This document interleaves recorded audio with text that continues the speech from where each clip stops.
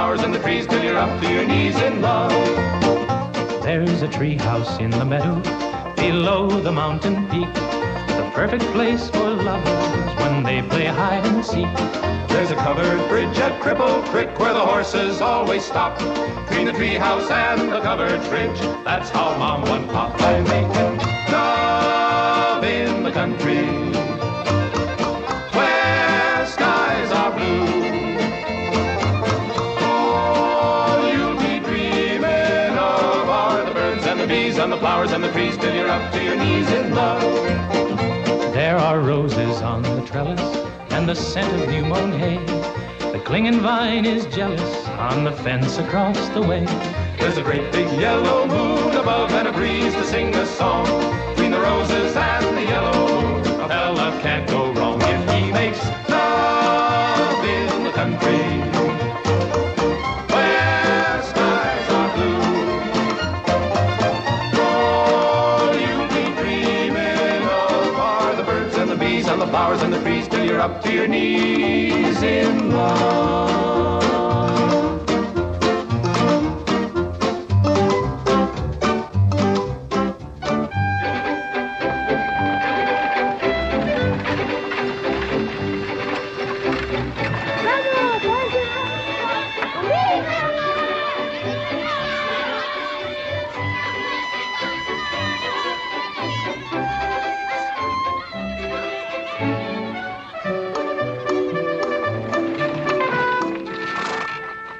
Lord to goodness, not again.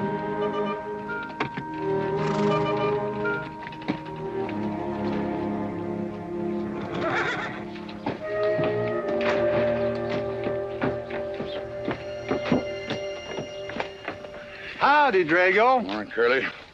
Makes 7 times this month he come home swoggles. 6. 7? 6. Once was his birthday. That don't count. Give me my buggy whip. Didn't have anything for breakfast but 2 raw eggs and a mug of honey. No.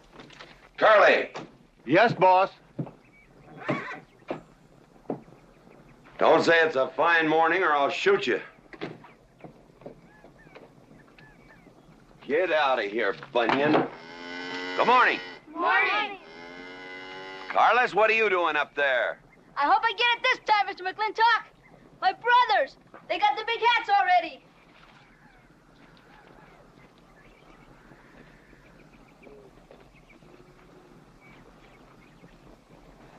All right, let them have at it.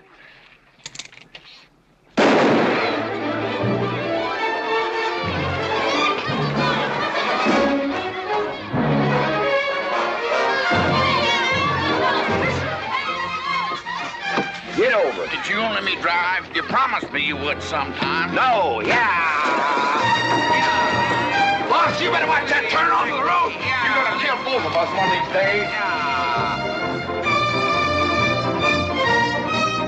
Thank you, Mr. Boss.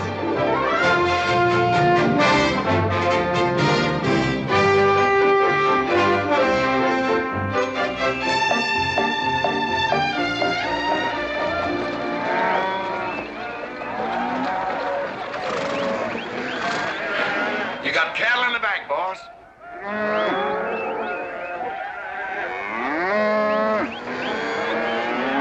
Yeah. Give it up. Yeah.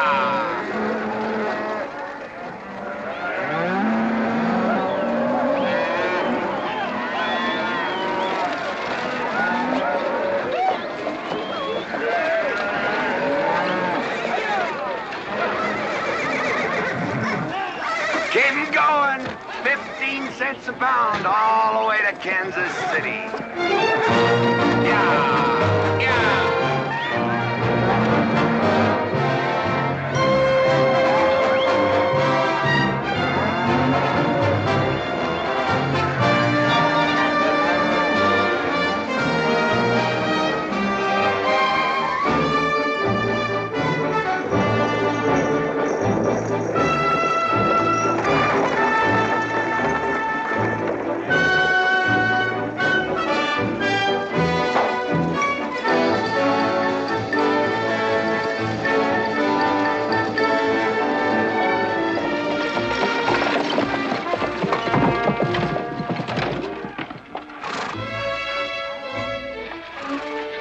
Boss, there's one old pensioner I wished you'd pass up.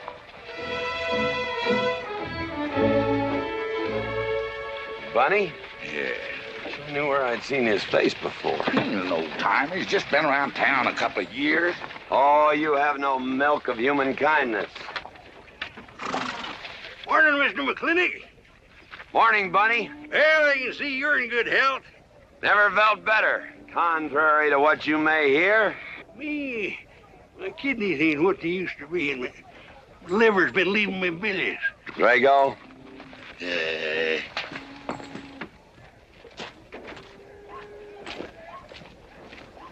Hello, Ben. Hey, McLintock. Drago, throw that in the buggy. Yes, sir. The scrubby bunch of Sooners, huh? They are at that. Well, it ought to make Douglas happy, lining his pockets with land fees. What are we gonna do? I don't know what you're gonna do, Ben. Me, I do nothing. 200 families. Quarter of beef a week per family. They last 2 years. That can be a sizable number. I got 20 head to 1 of any other brand on the Mesa Verde. I'm not hollering. Some of us haven't got all the money in the world. Some of us ain't old and tired and feel like being put upon. You interest me, young Ben. Go on. So the first time I find one of our hides wearing our brand hung on one of them settlers' fences, I aim to kill me a plowboy. You do what you want, McLintock. We'll do what we want. Fellas my age generally call me GW or McLintock. Youngsters call me Mr. McLintock. All right, Mr. McLintock. Not because I'm afraid of you. You're the big he-stud of this country. And I reckon a fella my age should call you Mister. Full grown now, GW. He's a half owner of the spread. I made him a full partner the day the doc gave me the long face. Well, you want him to vote the first time this territory becomes a state, don't you? Of course I do. If these settlers get burned out, there'll be a lot of hollering that this country's too wild to be a state. And we'll go on being a territory some more, with a lot of political appointees running it according to what they learned in some college where they think that cows are something you milk, Indians are something in front of a cigar store. I'm looking to you to hold young Ben down. I'll do what I can. Come on over to the house once in a while. We'll rack up a few hands of stud. GW, that'll be just fine.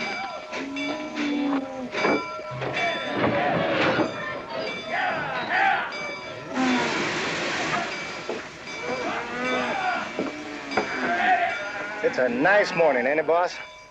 Everybody's entitled to their own opinion. Like that again, eh? Here's something that'll cheer you up. About 1,000 head. I figure they'll bring about 1,250. They're not as fat as I'd like to ship. They all off the North Range? Yes, sir. Settlers.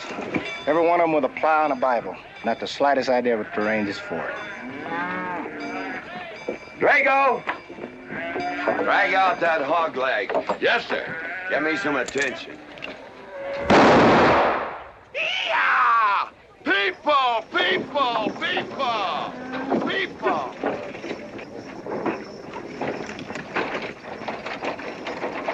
Come on, all of you. Gather around. People, come on. Gather around. I'm McLintock. You people plan to homestead and farm the Mesa Verde. Yes, sir. The government give us each 160 acres. The government never gave anybody anything. Some years back, a lot like you came in. You had a pretty good first year, good summer, easy winter. But the next year, the last rain was in February. And by June, even the jackrabbits had sense enough to get off the mesa. Folks, do you know who that is? That's McLintock. George Washington McLintock. I told him that, Douglas. He controls the water rights on 200 square miles of range. You know that lumber you got? It came from his land. Cut by his loggers and milled in his mills. Douglas, I come close to killing you a couple of times when we were younger. Saddens me I didn't. Can you imagine a man who owns all that? Oh, and mines too, I forgot to mention them. All that. And he's begrudging poor people a measly 160 acres. That right, Mr. McLintock? You begrudge us a little free land? There's no such thing as free land. If you make these homesteads go, you'll have earned every acre of it. But you just can't make them go on the Mesa Verde. God made that country for buffalo. Serves pretty well for cattle. But it hates the plow. And even the government should know that you can't farm 6,000 feet above sea level. Any trouble, Mr. McLintock? No trouble, Jeff.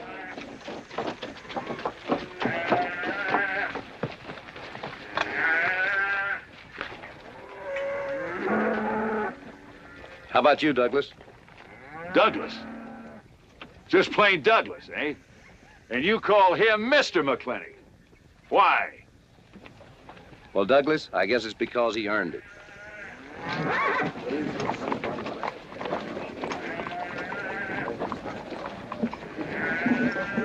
Mr. McLintock? Yeah? I'm a good hand with cattle, Mr. McLintock. I'd like a job. Well, you look strong enough. You come in with those Sooners? Well, yes, sir, but we don't have a homestead and... Can't use you.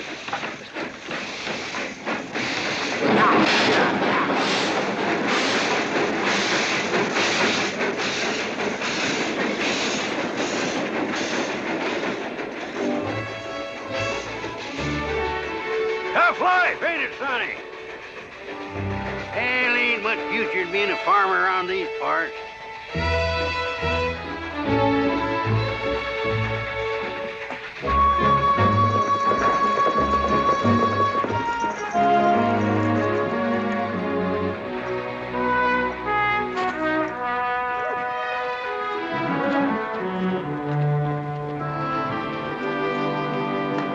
Ladies, this is the finest Chantilly lace available anywhere. Chantilly, Mr. Birnbaum. Well, believe me, it's the best. Oh, excuse me, please. Look around. Take your time. Drago, I got 1,000 Havana cigars and 12 of those hats for you over there. Them well, big hats ain't gonna last long the way some folks have been dipping into that red eye these days. Uh-oh. Good morning, GW. Good morning. I stole some stick candy. Please, help yourself. Come on in. Davy, you can forget about saddling up the horse. Come in here. Problem? Yes. Well, if I were blacks, I'd move Queen's Bishop to King 4. Yeah, you might be right. You know, I was just starting to work this out when the letter came. Letter? It was... What happened? Don't you want me... Morning, Mr. McLintock. Morning, Davy. You being here saved me a trip. Oh, that hat and suit of clothes you picked out for my birthday? Well, instead of this cowboy hat, I'd like to have this one. If it's, all right with you, sir. Well, it's all right with me, Davy. Of course, that looks like the kind of a hat a fella'd wear down Main Street to start a fight. Oh, I don't need a city hat for that. All I have to do is walk down the street and some wiseacre will call me an Indian, and just like that, the fight's on. Davy, the letter, it's for you. And you are an Indian. Yes, I know I'm an Indian. But I'm also the fastest runner in town. I've got a college education, and I'm the railroad telegrapher. But does anybody say, hello, college man, or hello, runner, or hello, telegrapher? No, not even hello, knothead. Davy. It's always, let the Indian do it. Will you go out in the store and help the ladies? All right. I'm also bookkeeper, part-time clerk. Always let the Indian do it. The lady brought that out here this morning, asked for it to be taken out to the home ranch for you. Handsome lady, kind of tall with red hair. Called me Mr. Birnbaum, just as if she'd never seen me before, and as if that veil that covered her face would keep me from recognizing her. I thought she was in New York or Europe or someplace. So did I. Jake, you better throw on a couple extra cases of the boss's favorite bourbon. That stuff sure gets used up fast out at our place. Which reminds me, you better start tapering off. Catherine's in town. Katie?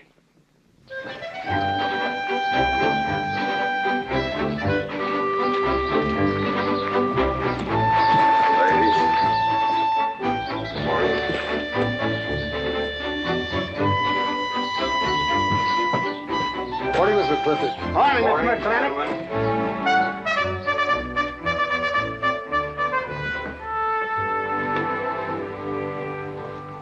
Good morning. Hello, morning, Matt. Darling.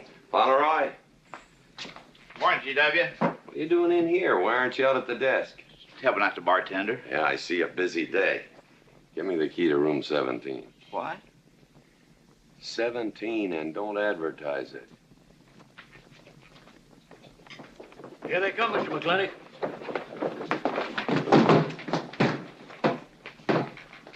Set them up. Here, whiskey. Day off? Off day. Wonder what he's so preoccupied about. Haven't you heard? No, what? Katie's back in town. Katie? Yes, dear. The social arbiter. Well, hi, Sonny. Good morning. Oh, He sure is a quiet one. Mr. McLintock, I don't want to bother you. I'm sorry, boy. I told you, no job.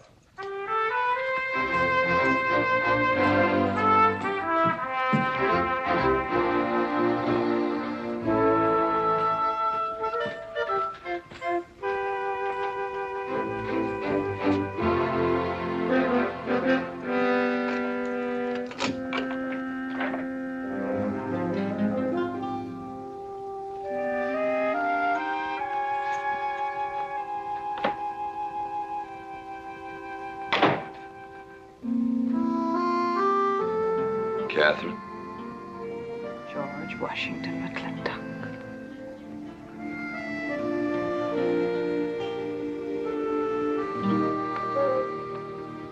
I thought you'd want this.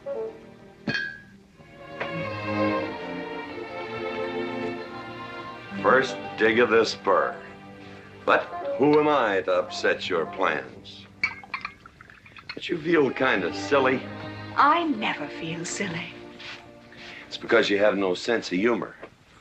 Why couldn't we sit down in the hotel dining room and talk about whatever it is you want to talk about? Or why couldn't you just come over to the house?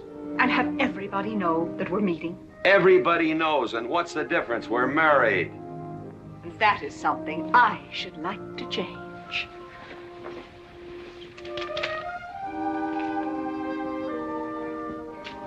You know the answer, Katie. That isn't why you sent for me. Let's get to the rat killing. Oh, that's just the kind of remark that's always endeared you to me. Let us open the discussion. Very well. Our daughter is coming home in a few days. Rather, she's coming here. It was just a slip of the tongue that made me refer to this ugly hamlet as home. Our daughter. Is it so hard to say her name? It's Becky. Rebecca! I hate that name. Anyway, she's coming home. And I hope to persuade you to let her live with me. Part of the time in the capital, part of the time in New York, and, of course, Newport during the season. You're whistling in the wind, Katie. If she stays here, she'll become just as crude and as vulgar as all of this country. And if she goes your way, she'll be all show and no stay. Oh.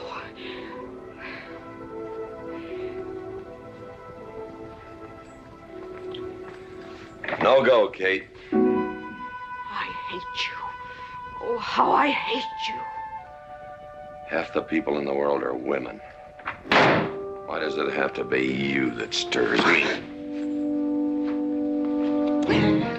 Animal. That's the story. I saw your picture in the paper at the governor's ball. You were dancing with the governor. At least he's a gentleman. I doubt that. You have to be a man first before you're a gentleman. He misses on both counts.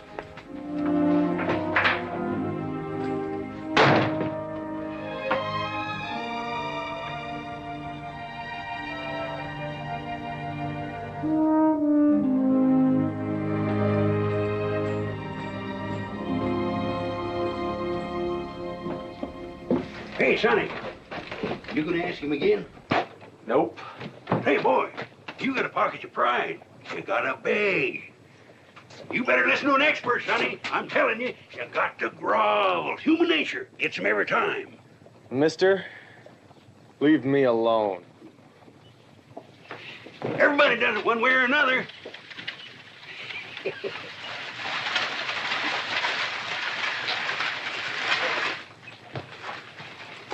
About that job, Mr. McLintock.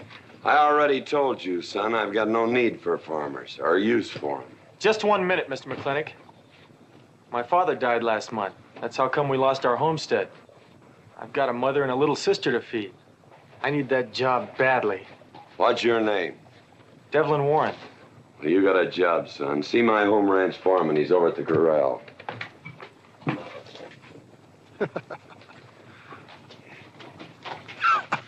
Step down off of that carriage, mister.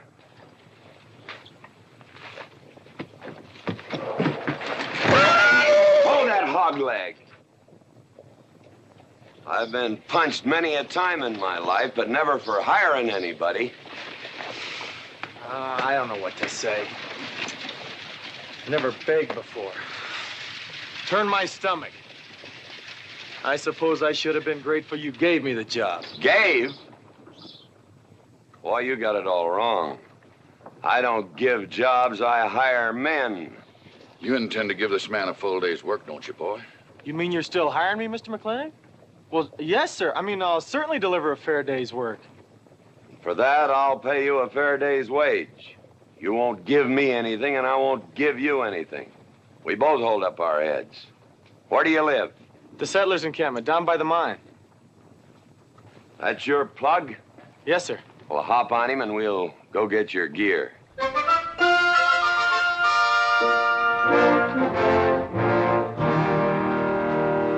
Yeah! Yeah!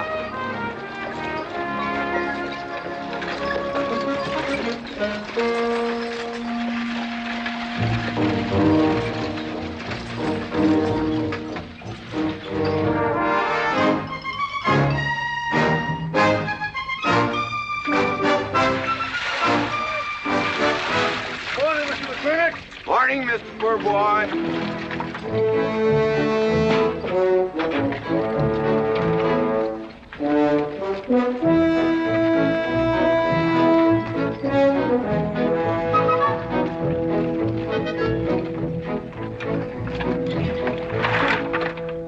I'm sure that all you fine people are interested in knowing just what portion of this new land will be your new home.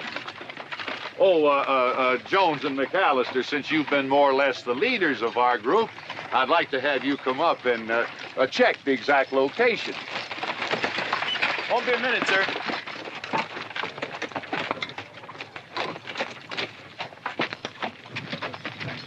Go after that boy and give him $30. Tell him McLintock pays these riders a month in advance. From the looks of things, they could sure use it, too. Oh, Mom? It's Mr. Drago. More. Well, and what do we owe this visit from the cattle baron? I've got a touch of hangover, bureaucrat. Don't push me. Oh, background!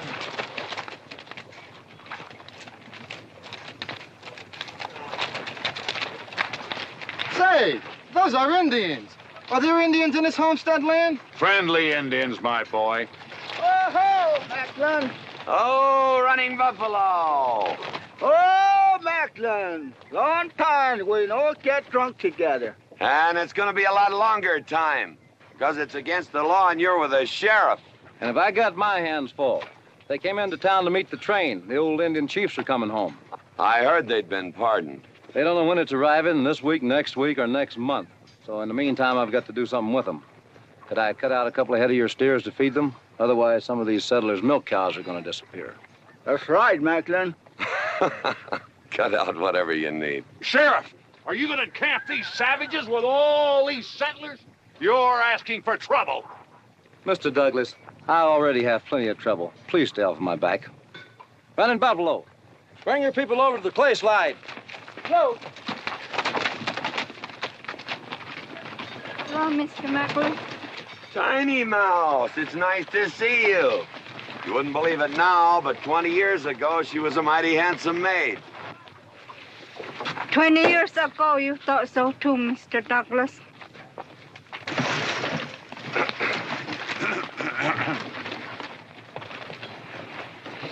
It was just like this. I had a dead beat on old running buffalo, and my sharp 50 caliber misfired. That was back in that trouble in the 40s. Remember? I remember. Hey, you want to tell you something come directly from heaven? No.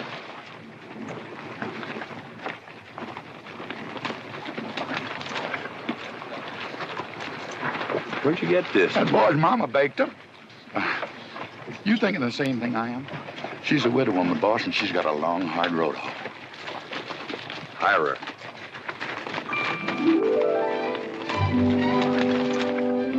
I always said you had a heap of sense. Mr. McLintock, this is my mother. Your mother? And my sister. Pleased to meet you, Mr. McLintock. Ma'am, this here's my boss, and he has few choice words to say about your biscuits. Yes, Mr. McLintock? Well, they're great.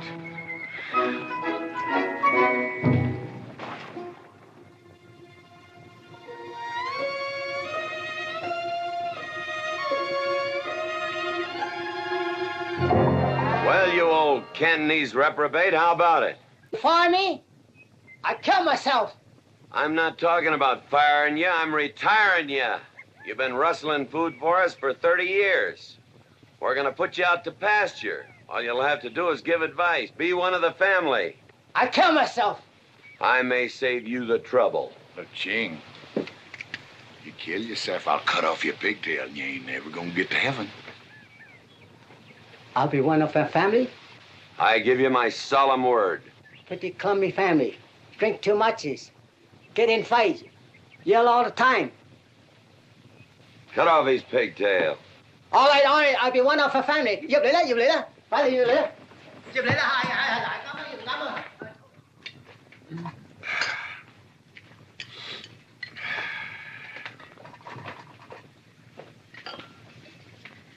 I hope everything is satisfactory. This is such a big house, it'll take me a while to get used to things. Now, please don't hesitate to tell me if anything is wrong. No bird's nest soup. Otherwise, just fine. Everything went nicely, finally. Fine. Ma'am? Best apple pie I ever had. Curly's right, ma'am. Hated to leave that last bite. Shall we celebrate with a drink? Carlos, come in and help me with the dish. Alice, you want to help too? Yes, Jacob. All right, pitch in. Now, I'll wash and you kids can dry. Is that good here?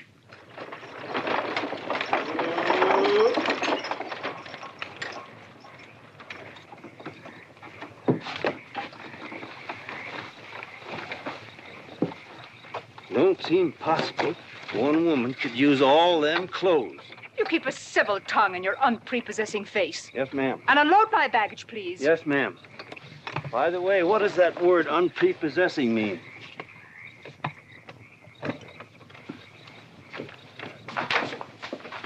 Miss McLintock. Oh, hello, Carlos. Run and help the driver with my luggage. I couldn't trust anyone else in this house to do anything correctly. Luggage? Give him a hand, Curly. Yes, boss. Mr. McLintock? Are you moving back in? Yes, but nothing has changed except my place of residence. And I'd be willing to put up with savages rather than be denied the company of my daughter. And I'm proving that by moving in here. Mr. McLintock, since it's my first day, would you excuse me if I, Go ahead. Oh, Catherine, this is Dev Warren. He joined the outfit today. Please, ma'am. Thank you. Well, how refreshing. A polite young man here. Where did he come from? He's a farmer. A farmer? Well, I'll be doggone. Kate, welcome home. What on earth are you doing in that idiotic-looking outfit? And don't you dare call me Kate. That's my butling suit. I'm butling for the boss. And I'm sorry, Catherine. That Kate kind of slipped out from the times I remembered you as being nice people. Oh. Are you going to stand there with that stupid look on your face while the hired help insults your wife? He's just ignorant. He doesn't know any better than to tell the truth. And I can't help this stupid look. I started acquiring it as you gained in social prominence. Mrs. McLintock, where do you want I should What? Put him in the master bedroom. Yes. But move Mr. McLintock's things into another room. Oh, the one back of the stairs would be best so that he can't wake up the entire household when he comes home every night. Just before daybreak. Yes, ma'am. Oh, excuse me. Here's your cigars, Mr. McLintock. I am Mrs. McLintock. Kate, Catherine, this is the cook. This is the lady who does the cooking for us. Mrs. Warren, Mrs. McLintock. How do you do? Very pleased to meet you, Mrs. McLintock. Very pleased. Likewise. You see, I just came to work here today, and I guess I jumped to the conclusion that this was a bachelor's household. It is, and then again it isn't. I will explain so everything will be quite clear, Mrs. Wallace. Mrs. Warren. Mrs. Warren. It has been a bachelor's household for quite some time. And it will be again just as soon as I am out of here, which will be as quickly as I can make arrangements to take my daughter back east with me. You see, she's coming home from school in a few days, and then we'll be off together, and you can return to conducting yourself as you consider proper in a bachelor's household. Katie! Shut up! Until then, I am mistress in this house, and I will give the orders. I want my breakfast served in bed. Let her. Ain't you gonna say nothing, boss? Breakfast in bed. No. 1 poached egg, tea, toast. Oh, GW. As soon as my things are put away, I want to talk to you about Rebecca. Yes, Mrs. McLintock. Indeed, Mrs. McLintock. Of course, Mrs. McLintock. The toast, lightly browned and unbuttered. Of course, ma'am. Wait a minute now, boss. Where do you think you're going? I just remembered I got a date. But she said she wanted to have a talk with you. I heard.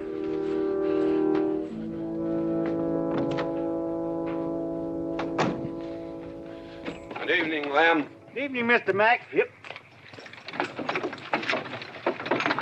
Say, Mr. Mack, what does unprepossessing mean? I was called that once, Lem. Looked it up in the dictionary.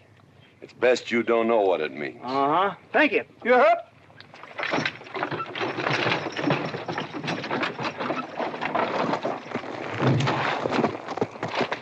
Hey! What am I gonna tell her when she asks where you went? When in doubt, tell the truth. She wouldn't expect that from you anyway. Where's Mr. McLintock going? There he goes, burning his last bridge. You see a yellow streak about a foot wide running up down his backbone. Well, Mr. McLintock? He ain't afraid of nothing. I once thought that.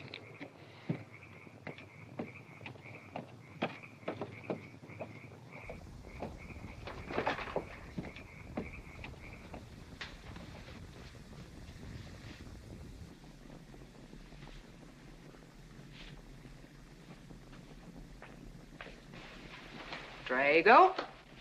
Yes, ma'am. Was that, He took off, lit out. I told him I wanted to talk to him. Yes, ma'am. I was standing right over here when you said it, and I was standing right out there on those front steps when he walked up to a horse, grabbed a hunk of mane, stepped up on him, and sunk spur. Where did he go? Last time I saw him, he's going east. But you know him, he's liable to go north, south, or west. Get me a carriage. Yes, ma'am, but But what? maybe you shouldn't follow him into maybe where he's going into. What does that mean? I don't know, but I wish I hadn't said it. I'll just get the carriage. Yes, ma'am. What happened? Get the brooch. Baruch? Hitch it up. She wants to go to town. But Mr. McLintock never said anything to me about it. Look, young fella, I'm the ramrod around this place, and you better start giving me a yes, sir. You're gonna get the roof of this house pulled down on your head. Yes, sir.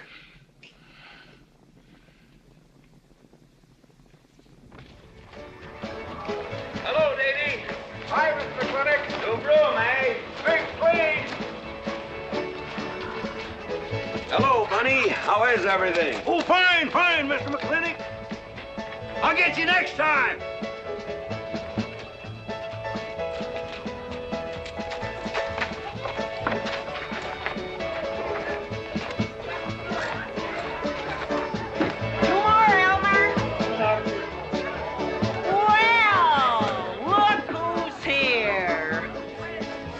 What'll it be, Mac?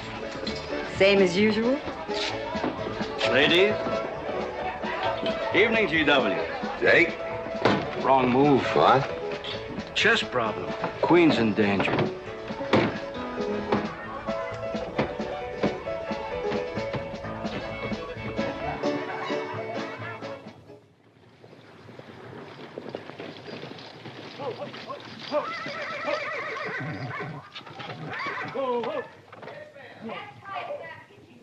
I suppose you can do that. Camille, you're on your own. Mr. McLintock?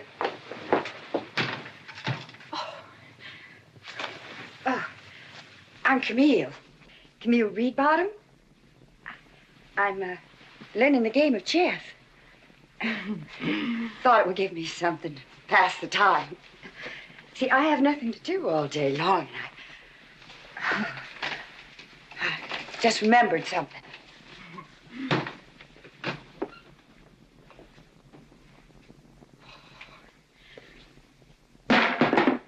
Catherine, I didn't hear you come in.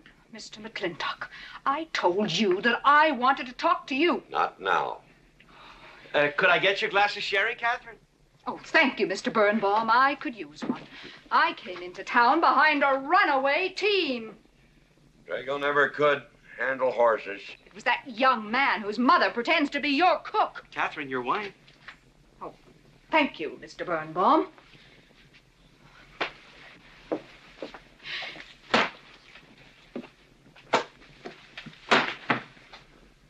Now, Mr. McLintock, we have an awful lot to talk over. First thing I learned about Indian fighting was to wait for daylight. What has our conversation got to do with Indian fighting? Indian fighting is good experience for our kind of conversations. Oh. It'll wait, Catherine. Evening, Sheriff. Mr. McLintock, we had quite a ride out here. Oh, I finally got that team settled down. It's your move. No, it's your move. I just castled. Oh. Now, look here. You're not going to sit here all night long and play chess when the matter of our daughter remains unsettled. I am going to remain here and play chess, and the matter of our daughter is settled. She stays. Oh, such stubbornness. Catherine, your hair. Oh, it is a mess after that awful ride. No. It's just that I haven't seen you for a long time. And it seems to me the last time I saw you, your hair was a little darker, no?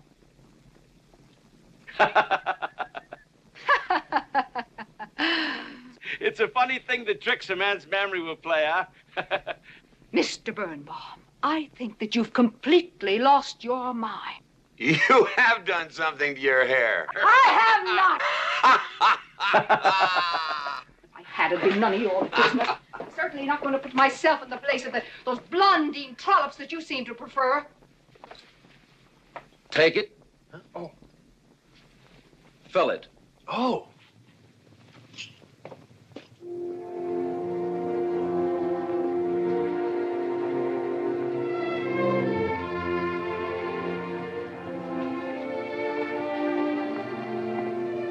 Good morning.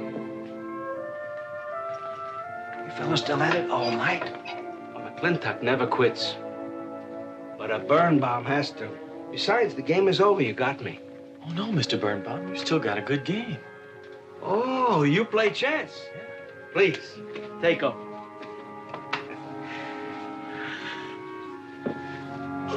Pretty good.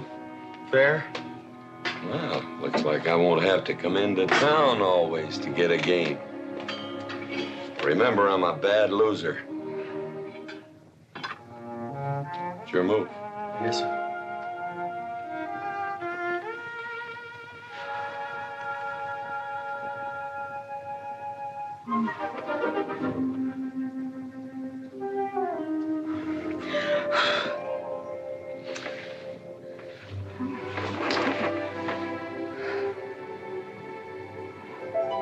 Good morning.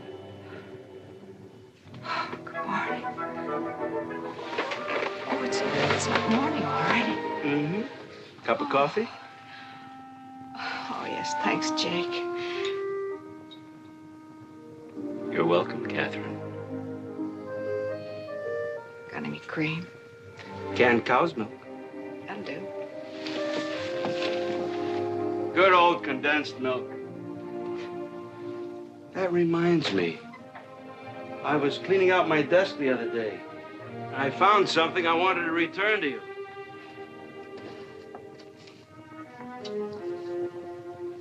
Here it is.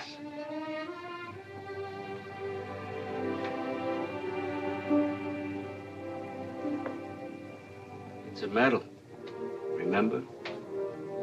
From the President of the United States of America to First Sergeant Michael Patrick Gilhooly for bravery above and beyond the call of duty. It's your papa. Reminds me of the first time I ever saw you. It was over 17 years ago. You walked into my store, not much bigger than the bundle you were carrying. And in the bundle was the most beautiful baby I ever saw. And was she hungry? You walked all the way from Superstition Creek just to trade me that medal for a case of canned milk. GW was off somewhere as usual, fighting Indians. Sheriff! Sheriff Lord! Well, have you seen the sheriff? Kind of early for him. To try his house? Why didn't I think of that? Looks like Birnbaum's is open. Maybe somebody in here knows. So there you are, Sheriff. I told you you were headed for trouble. Trouble? I want to know by whose authority you let those Indians stay in town. Those savages are wards of the government, and I am the representative of I that told Sheriff Lord that he could put him up down by the clay side. Because the town's named after him, he thinks he owns it. Well, you check the books in the recorder's office, and you'll find I do own a fair piece of it. Agard, if you knew anything about Indians, you'd know that they're doing their level best to put up with our so-called benevolent patronage, in spite of the nincompoops that have been put in charge of it. Those Indians need my permission to leave the reservation. Those chiefs have been giving orders all their lives. It's pretty hard for them to understand that they have to hold up their hand like a schoolboy in a classroom. The law is very clear. I told you you'd get no satisfaction from these people. But we'll get the girl back. Girl? The girl the Indians kidnapped. But don't worry. I armed the settlers and set them to rounding up those red devils. What is this about a girl? Millie Jones, one of the settlers' daughters. The Indians kidnapped her. That's ridiculous. And you turned loose a lot of farmers with shotguns? I certainly did. You're insane. Let's go, Sheriff. Mr. Douglas, Oh, Miss McLintock. much as I hate to agree with GW about anything, you haven't changed a bit. You're still an hysterical fool. Come into town, I got worried. What about? Thought maybe Katie shot you. Not yet, Drago, but it took restraint. Wait a minute. We better take Agard along. Not that he'll be much help. Drago, put him on the horse. Just a minute. Well, I'll drive. Yes, ma'am. Agard, what are you doing? Agard, this is serious. Stay with him, Agard. Stay with him. Agar, will you stop showing off and get in this buggy? Mercy. Mercy. That horse is a little green.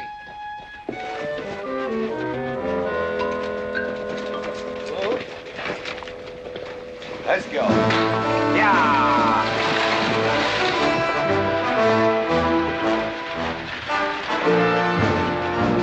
Just where do you think you're going? Don't use that range, boss. Tone of voice with me.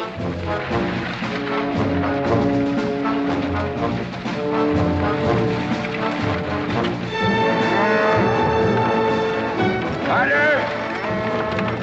We're headed for Mr. Poor Boy's mine. Mount up some riders. Right, boss. You heard the man. I don't like it, Mr. McLintock. I don't like it one bit. What don't you like? They're planning to hang an Indian.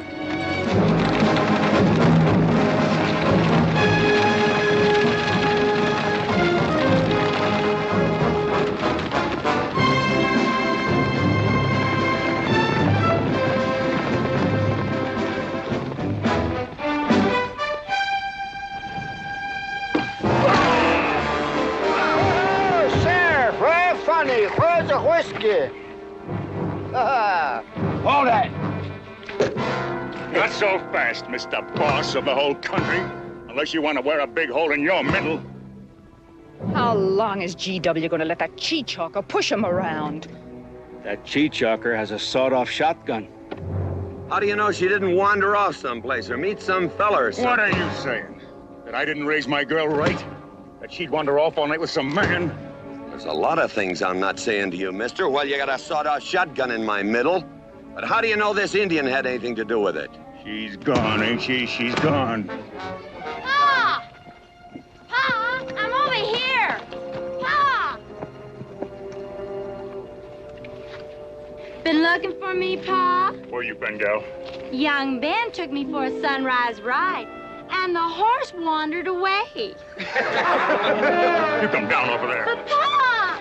She's telling the truth, Mr. McLintock. We wasn't doing nothing. Well, that's not important right now.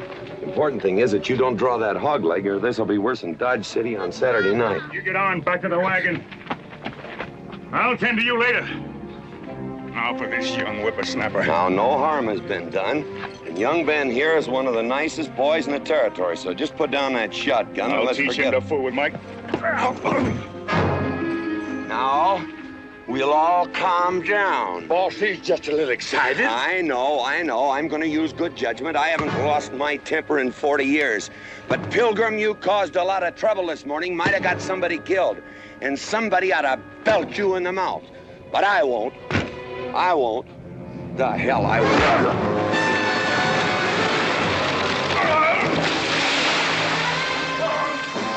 McLintock Rider!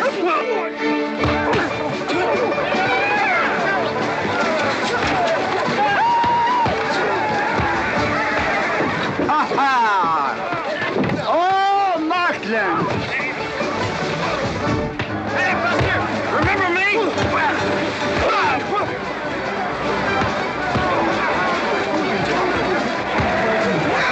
Hello, sir. Nice party.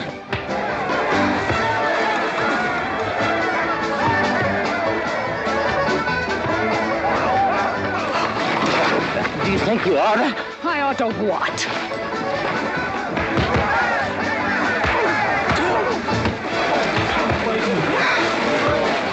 Why, you...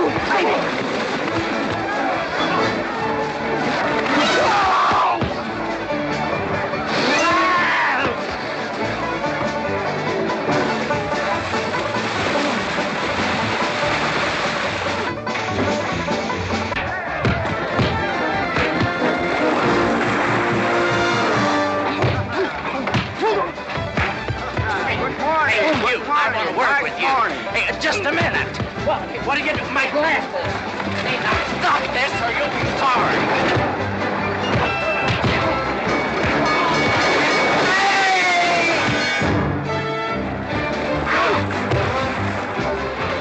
Stay out of this, Jake. It's everybody's war!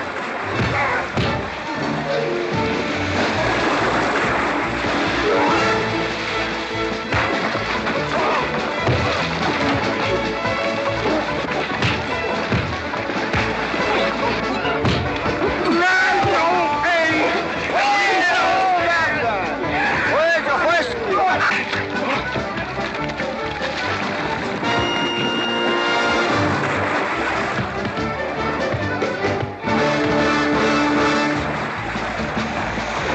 Where's the whiskey? Goodbye! Goodbye!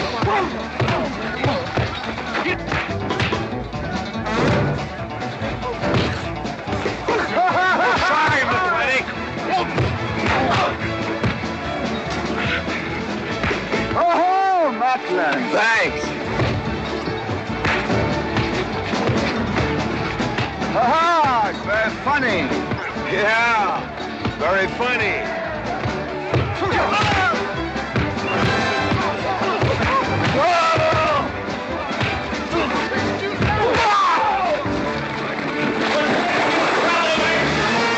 Guys, Mr. Douglas, I'm sorry.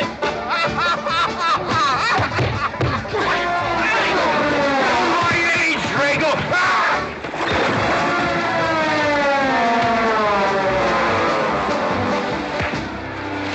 Hey!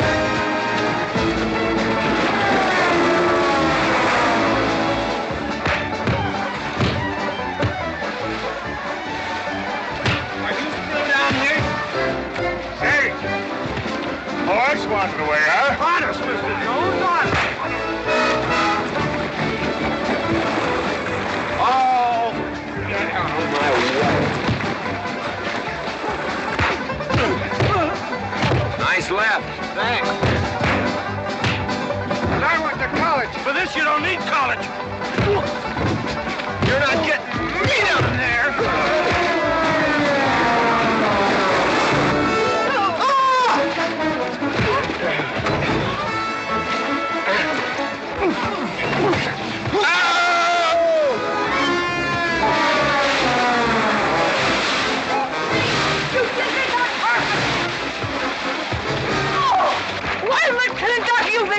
Good morning to you, Mrs. McLintock. Buddy, you big...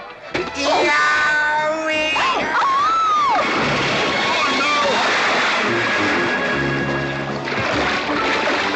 G.W. McLintock, you big clumsy. Well, it's pretty hard to control yourself.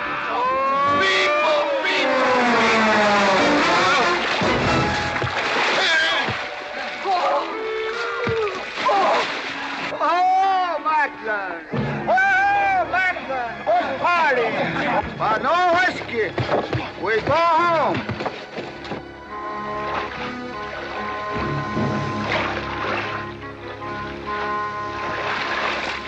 You and your friends.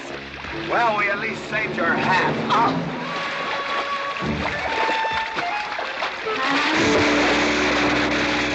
Where is everybody? Oh, for heaven's sakes.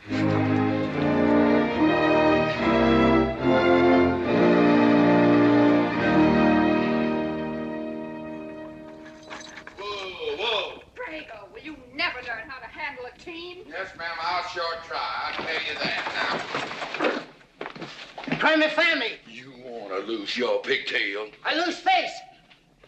Lousy lot of tips. You want to lose more than that? Kate, Yes? we could be a big help to one another.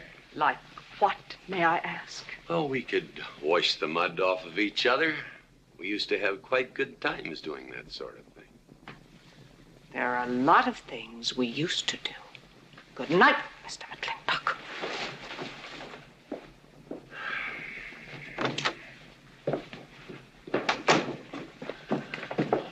Any luck? What are you talking about? I mean, divorce. She still want it? Yeah. You know something? Women are funny. She fought like a wildcat on your side out there this afternoon. Come home, she slams the door in your face. That divorce business, is that what you get when you pay a woman not to live with you? That's about it. Some women I've known it'd be worth it. You know, if we had any moral character, we wouldn't be standing here covered with mud drinking when we should be washing. G.W. Drago.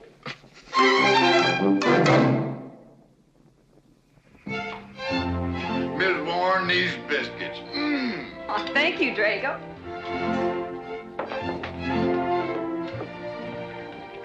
Good morning, Mrs. Warren. Good morning, Mr. McLintock. Breakfast for the boss? If that's the way you want it, Mr. McLintock.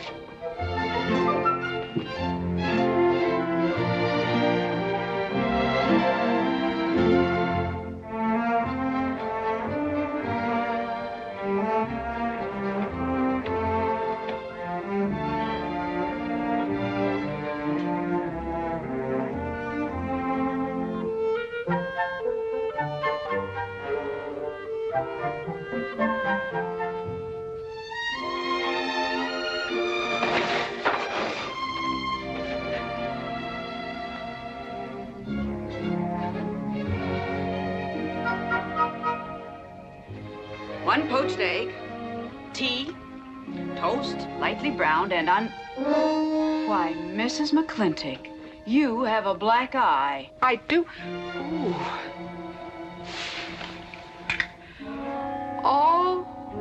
Oh, and Becky's coming home today. And that's not all. There's a little something we'd better get settled.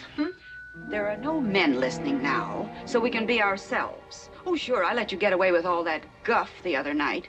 But now that we're alone... When I want the opinion of the hired help, I'll ask for it. You know, you could wind up with 2 black eyes.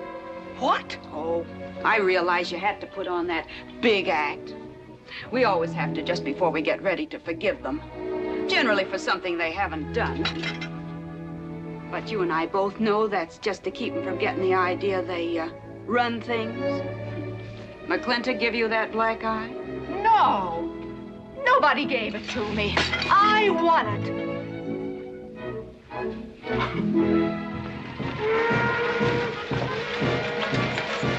Morning, Davy. Morning, Mrs. Beach. Mr. Beach.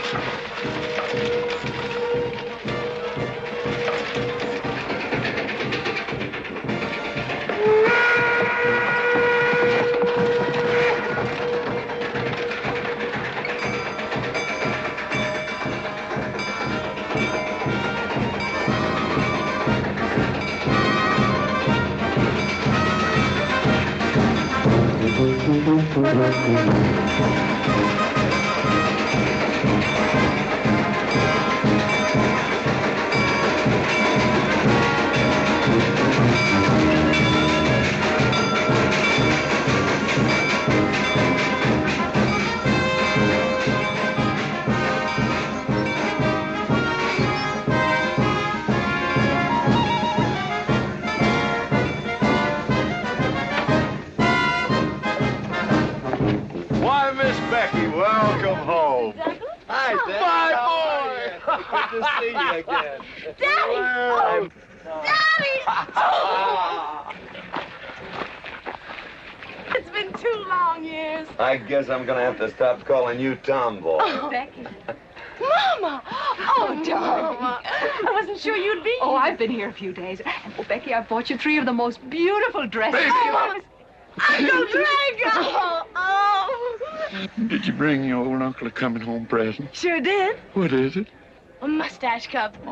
And what did you get me? Prettiest Palomino pony that ever packed a saddle. Broke the stand, drowned, tie, and the cow. Oh! Uncle Jake! Oh! What are you doing with Mr. Douglas's tuba? Oh, Mr. Douglas had a little accident. I brought you a whole shipment of licorice sticks. But now that I've seen how much you've grown, I think we better exchange them for a couple of bolts of dress goods, huh?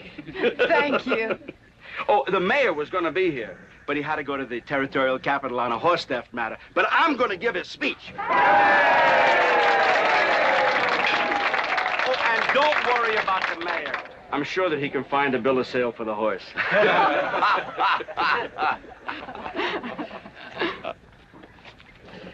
Ladies and gentlemen, we are here to welcome the fairest...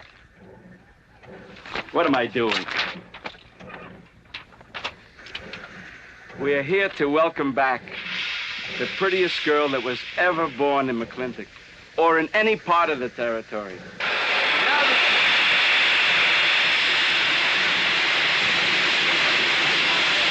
Hey, Davy! Yeah? Got something for you. Yardmaster up at the junction told me to let him ride, so I locked him in here. I've had my scalp a long time, and I aim to keep it.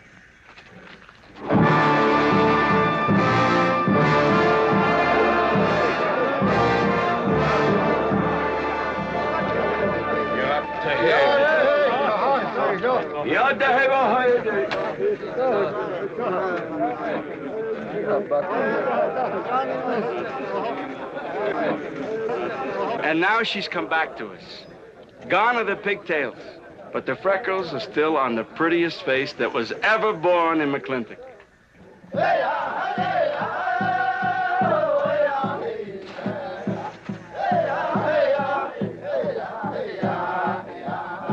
Hey, that's Puma. And it's true. The government did turn them loose. Good old Puma. I'll never forget when he brought G.W. home. Your father had a hole in his chest and 104 fever. Of course, they weren't very mannerly about it. He came past the house at a high lope and threw him on the doorstep. And you do remember them good old days, don't you, Katie? Catherine.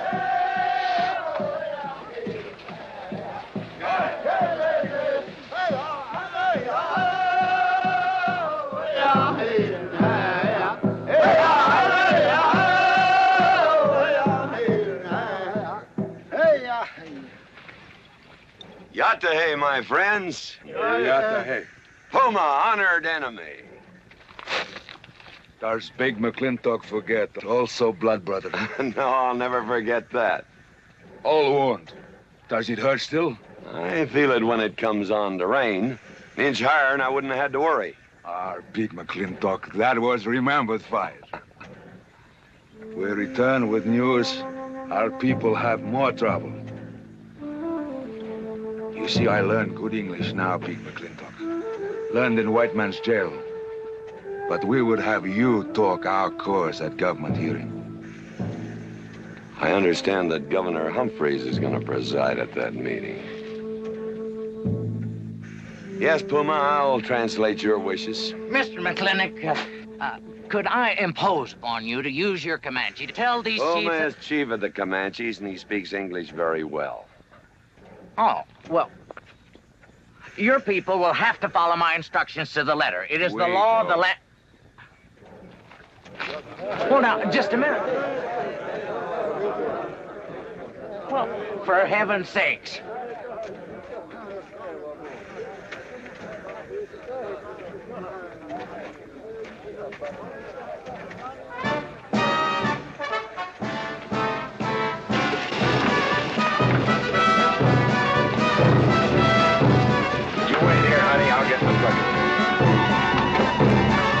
McLintock party?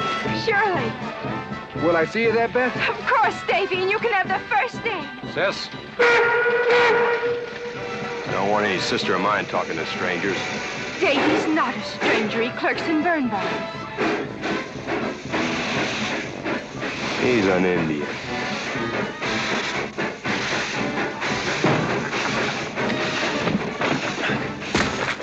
Darn you, Drago! Now look what you've done. Baby, this is Devlin Warren. He works for you, Papa. Dev, this is Miss Becky McLintock. Those are my things. Yes, ma'am. Oh, I'd have known you anywhere, Miss Becky. What do you mean?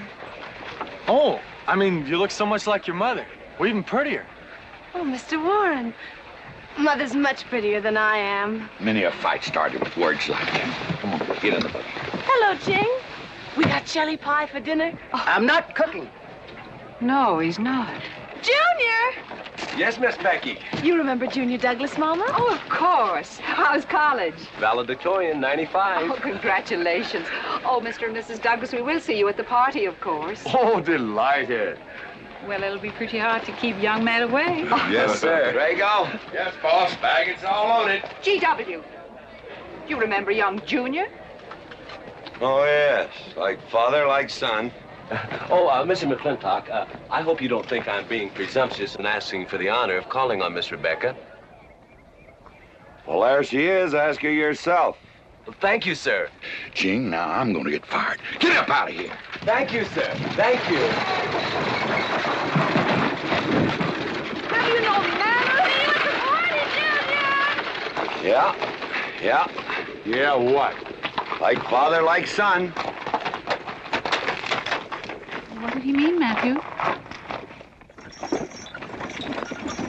Come on, Ching. Grab a root and growl. Well,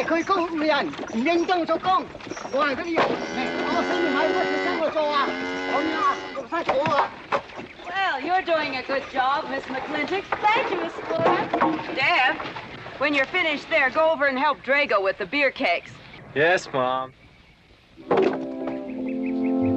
Deb, could you come and help me a minute?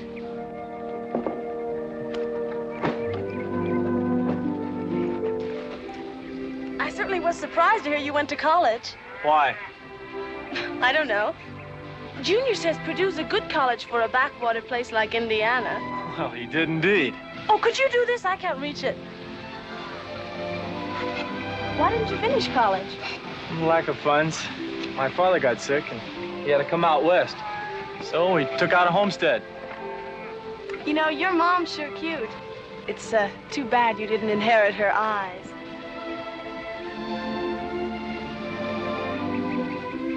Well, you'd been lucky if you'd inherited a few things from your father. Oh, really? For instance? There's common sense, for instance. Common sense? Yeah. You don't see him being fooled by some dude like Junior Douglas. Junior's not a dude. He's nifty. This needs a woman's touch. And besides, he got a letter at college. What sport? Glee club. Very strenuous. Don't you dare hug me! Oh! I have no intention of hugging you.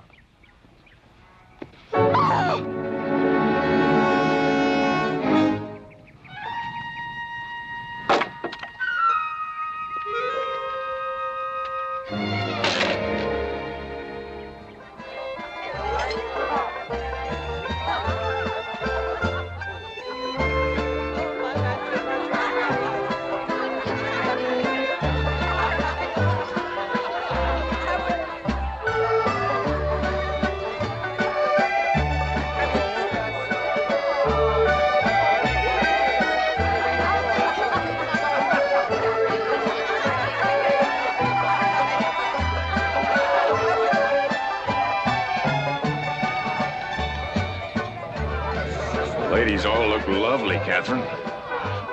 You know, this is a real fine party. Oh, thank you, Ben. Of course, we had to invite everybody. Just everybody. Sorry, GW, but this one's mine. Well, thank you, Mrs. Warren. I guess I'll have to be a good host in my own home. Well, the next one's yours, Mr. McLintock. Thank you.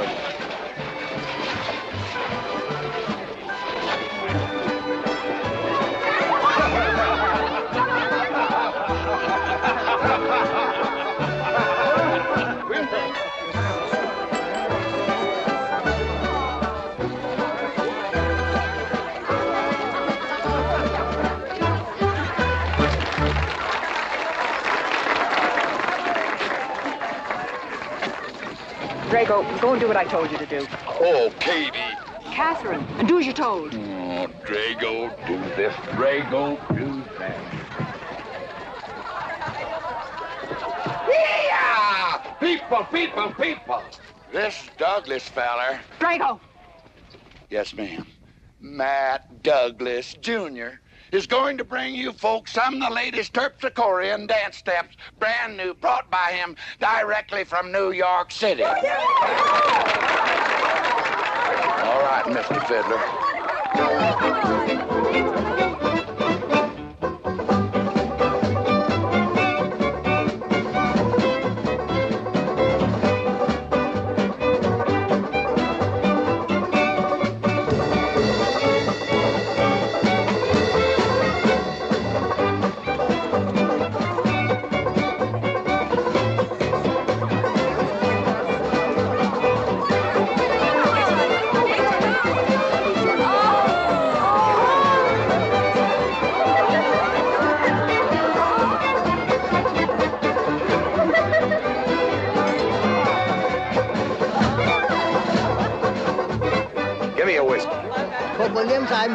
What? Just turned a 10-gallon party, boss.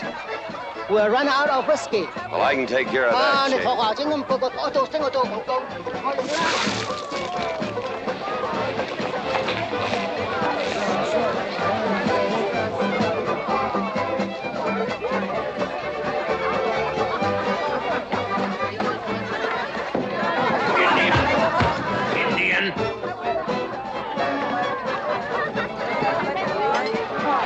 You still got any ideas about asking my sister to dance? Get up and we can do this all over again. Yes! That's enough. You fought it. It's all over. Quit butting in, Birnbaum. He's a hired man, not your son. Look, you fought him fair and square. I don't think it was so fair and square. Well, you want to take up where he left off?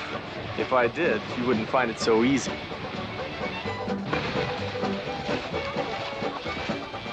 Now we've had enough of this. Well, when are you going to quit walking away? Just as soon as we're out of sight of the party. The lesson I learned back home, don't fight in front of women. Well, we're out of sight now. So we are.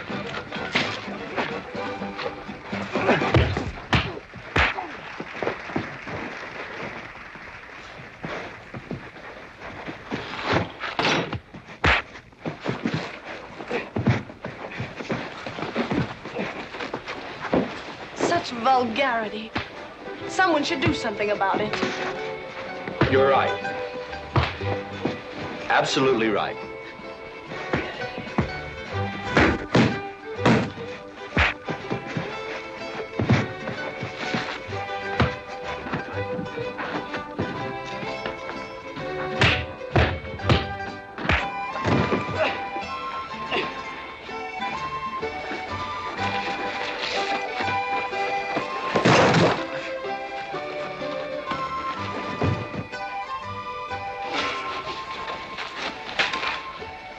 right, young Ben? I'm all right, Mr. McLintock. Pretty fancy fighting for a country boy. 2 years at Purdue, Mr. McLintock, on the boxing team. I never thought any farmer could whip me. But you sure did. Better get him cleaned up. Get him some water, Jake. Yep.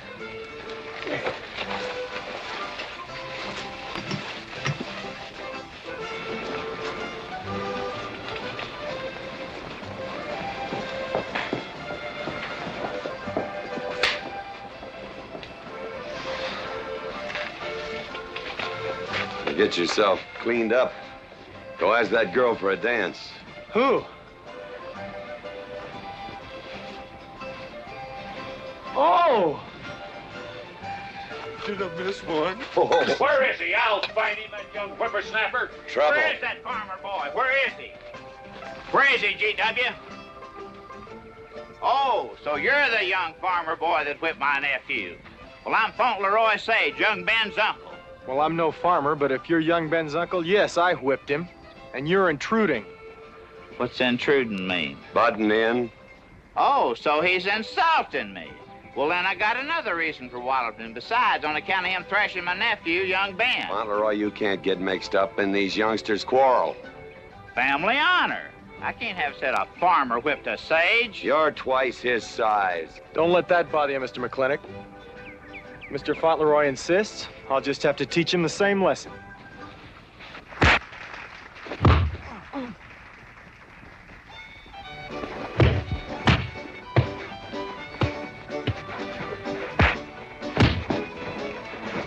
Say!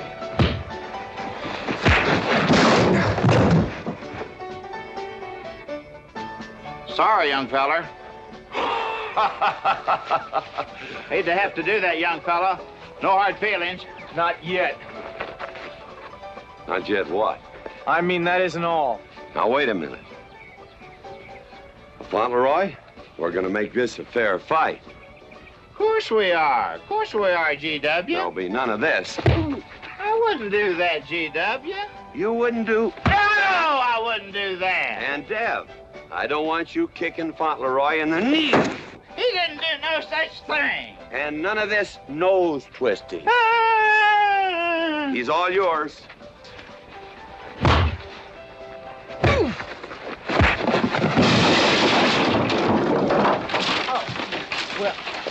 Well, where are my glasses? You all right, young feller? Ouch! I'm all right. This Indian agent will stop stepping all over me. I beg your pardon. G.W. You're just funning me. But I want you to know that boy fought me a fair fight.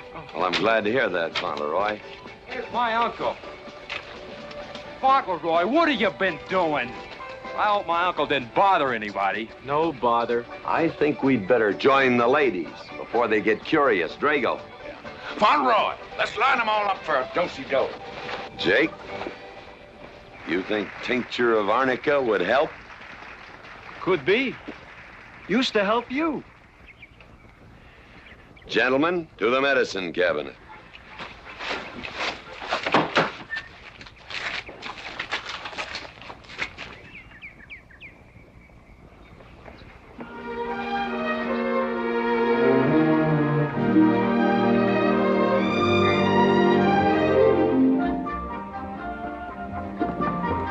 Good morning, Drago. Morning, Davy. You seen Daddy? Took over early this morning with a scattergun over his arm. Went hunting.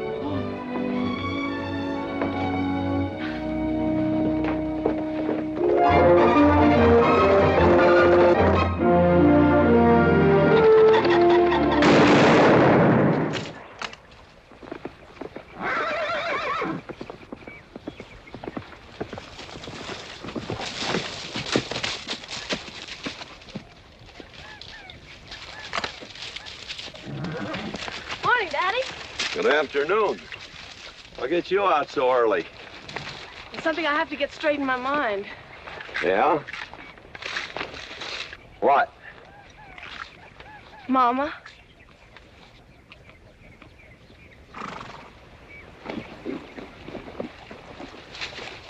Why'd you and Mama stop living together, Daddy? Why'd you separate? Aren't you going to answer me? No, It's sort of my business, I think. I don't. Is it another woman? Usually is. At your age, you always know what's usual. Is it Mrs. Warren? Becky, I don't want to start laying the law down your first day back home. But I'll have no more such talk. First time I ever saw Mrs. Warren was last week. She has a job here at which she's very good. And I hope you'll have the good manners to not pry into other people's business. Your mother's and mine. Pretty good shot, Daddy. Oh, I can understand your trouble. Mama's often so, well, so petulant. Petulant? You learned a lot of words back east, Becky. Wish to God they'd have taught you some meanings. You were only about 6 months old when your mother stayed alone with you in a sod hut under 8 foot of snow, while I moved the herd 300 miles south to try and save it. Saved about half of it. You were a little more than a year old at the time of the great Comanche raids. We stood off 500 Plains Indians for 9 days. Petulant, Becky? I think you better go on home. See that Ching gets those birds.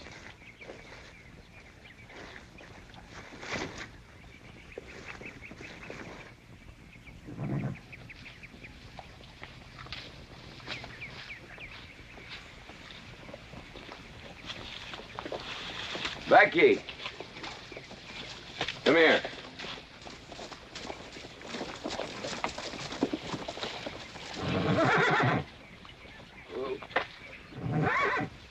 There's something I ought to tell you. I guess now's as good a time as any. You're gonna have every young buck west of the Missouri around here trying to marry you. Mostly because you're a handsome filly. But partly because I own everything in this country from here to there. They'll think you're gonna inherit it. Well, you're not. You're gonna leave most of it to, well, to the nation, really.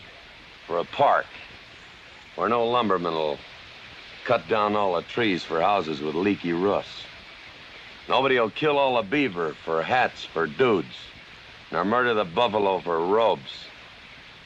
What I'm going to give you is a 500-cow spread on the upper Green River. Now, that may not seem like much. It's more than we had, your mother and I.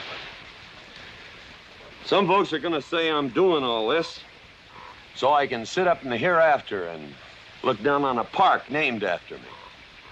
Or that I was disappointed in you. Didn't want you to get all that money. But the real reason, Becky, is because I love you. And I want you and some young man to have what I had. Because all the gold in the United States Treasury and all the harp music in heaven can't equal what happens between a man and a woman with all that growing together. I can't explain it any better than that.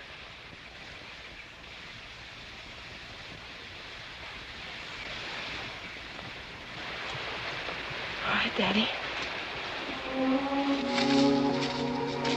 Becky.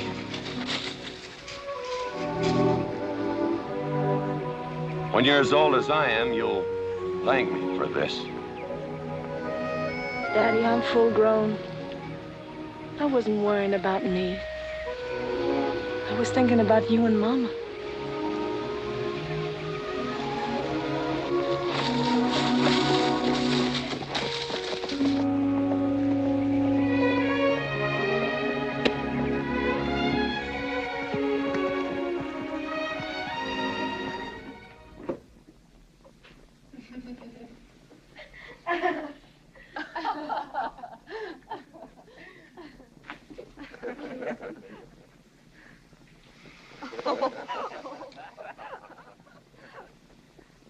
Oh.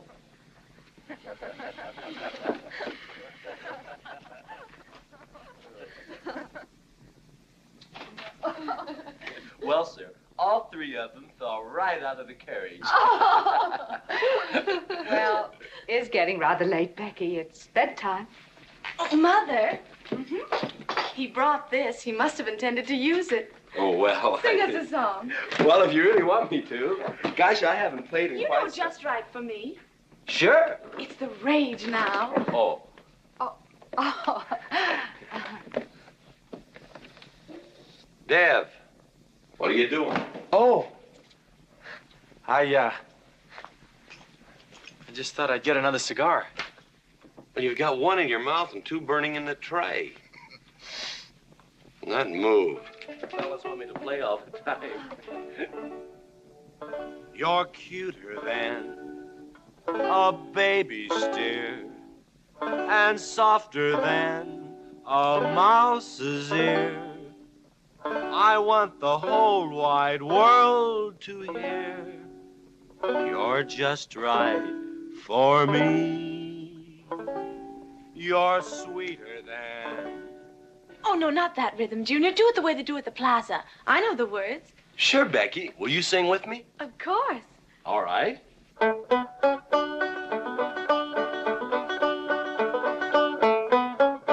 love a man who's witty and smart and clever. It's your move. Oh. Oh, Dev, you're playing like an amateur. Let's call it an evening. I'd like to know where your mind is tonight. You're sweeter than the early spring or bluebells when they start to Pretty good. ring. You Voice like her make a father. man feel like a king. You're just right for me. Sweeter than honey, finer than wine. I'm sure they found you on that honeysuckle vine. I would melt in your embrace.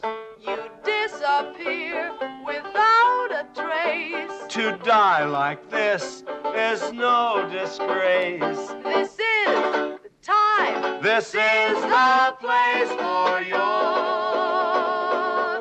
Just Right for me.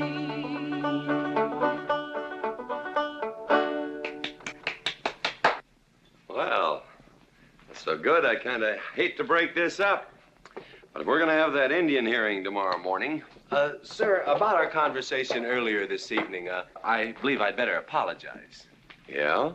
Yes, sir, I've been thinking it over, and when I called you reactionary, well, that's merely my generation's term for your generation. Nothing personal, sir. Oh, really? Well, good night, sir. Good night, Miss McLintock. Good night, and do come again. Good night, Drago. Night. Boss? What does reactionary mean? Me, I guess. He says that anyone that wanted to sell at a profit was a reactionary. Was we reactionaries back in them days when you was selling beef cattle for 6 cents a pound on the hoof? Well, no use arguing with him. College boy.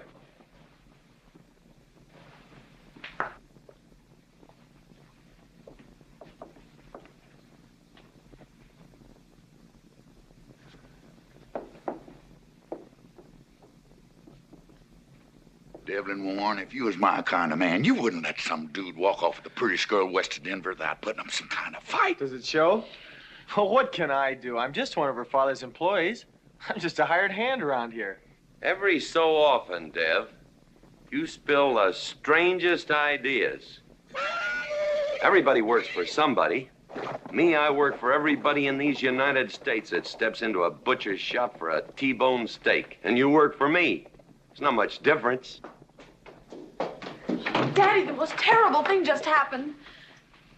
Junior's horse ran away. The one he rented at the livery stable. Tied up a rented horse by the reins. He's probably back in the stall by now. I think we could get Junior something that he can ride. What I'd rather do, Daddy, is drive Junior home in our barouche. It's a lovely evening, and I'm sure Uncle Drago wouldn't mind driving. I would, and I got the kind of manners don't keep me from saying so, just to be polite. I'll drive him home, Mr. McLintock. And you don't have to come, Miss Becky. I'll see that he gets home safely. I can take care of myself. You got yourself a foot, didn't you? Dev, get the carriage. Drago? I'm going with them. Now you got me wrangling dudes.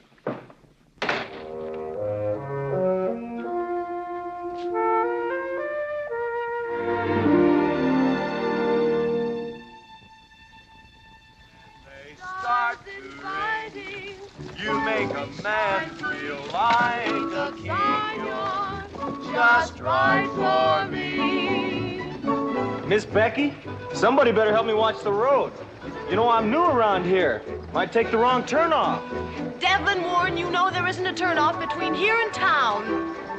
You disappear without a trace. To die like this is no disgrace. This is time. This is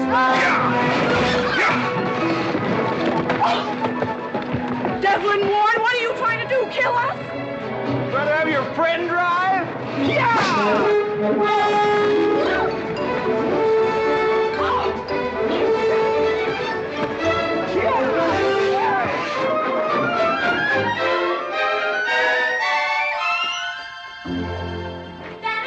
Daddy, I have never been so humiliated in my entire life. I said what I said, and I'll stand by it to the death. Shoot him, Daddy. Shoot him at once. Well, why? My honor is at stake.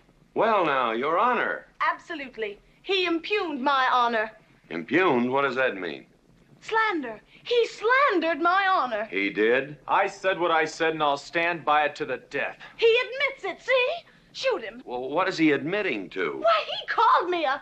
I won't even repeat the word. I didn't necessarily call you anything, but I said what I said, and I'll stand by it to the death. Well, just for the tally books, what did you say? I said that any girl who would permit a man to kiss her before they're formally engaged is a trollop. He said it again. Shoot him. Now, hold on. No, don't hold on. If you're my father, if you love me, you'll shoot him. Well, I'm your father, and I sure love you. So? Oh, you shot him. You really shot him. Hey! He dies. If he dies, he'll be the first man ever killed with a blank cartridge. We use this to start the races on the 4th. Hey! I'm on fire! Oh, you poor dear. Poor dear? You'd have had me shot in cold blood. But it didn't happen. Yelling I insulted you and all. What you need is a good spanking. Oh, Dev! Daddy! Leave me out of this. Well, I think I'll give you what you deserve. You wouldn't dare! Oh, wouldn't I? You'll think next time before you have someone shot. And this kicking and yelling isn't gonna help you. Don't! Oh, Daddy! Wait a minute! Daddy! Oh, Daddy, help me! Don't! Daddy, Lord, I hate you! Mommy! Oh, G.W., was that a shot?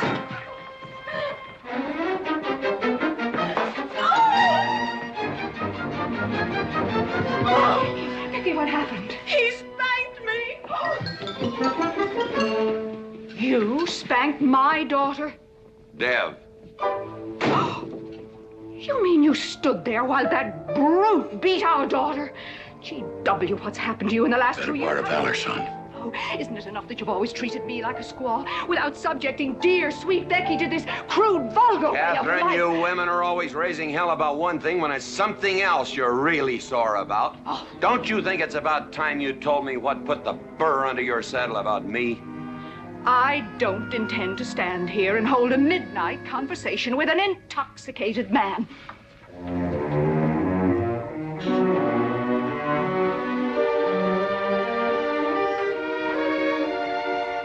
And I am not intoxicated. Yet.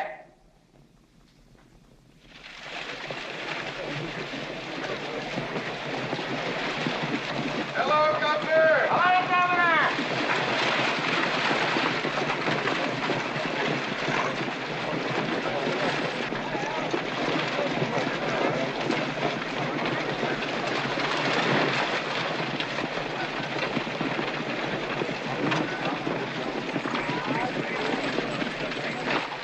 Chief Puma? Yes, Sergeant.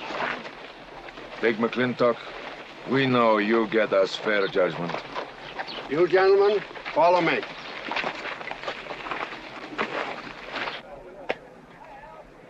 Well, Jake? G.W.?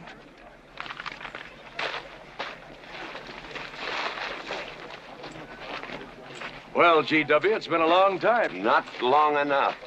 Cuthbert. Your husband is a rude man. Yes, Cuthbert, I know.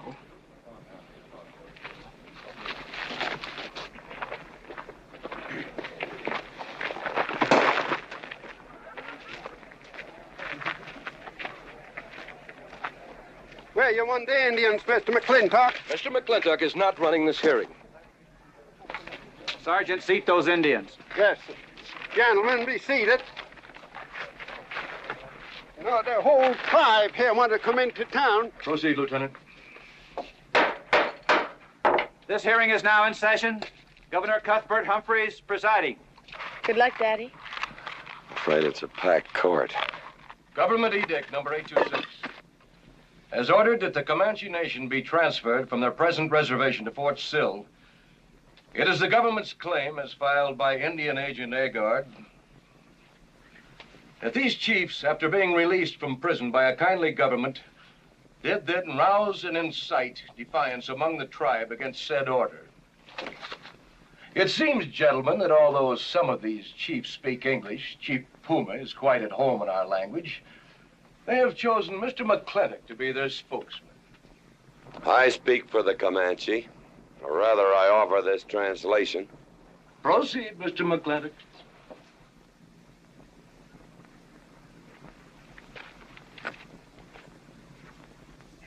The Comanche say, we are an old people and a proud people. When the white man first came among us, we were as many as the grass is of the prairie. Now we are few, but we are still proud. For if a man loses pride in manhood, he is nothing. You tell us now that if we will let you send us away to this place called Fort Sill, you will feed us and care for us. Let us tell you this. It is a Comanche law that no chief ever eats unless first he sees that the pots are full of meat in the lodges of the widows and orphans. It is the Comanche way of life. This that the white man calls charity is a fine thing for widows and orphans, but no warrior can accept it. For if he does, he is no longer a man, and when he is no longer a man, he is nothing, and better off dead. You say to the Comanche, you are widows and orphans. You are not men. And we, the Comanche, say we would rather be dead. It will not be a remembered fight when you kill us, because we are few now and have few weapons. But we will fight, and we will die Comanche. Thank you, Big McLintock. Am I to gather that Comanche defy the government of the United States? Yes, you may gather that the Comanche defy the United States government, or at least this commission. Gentlemen,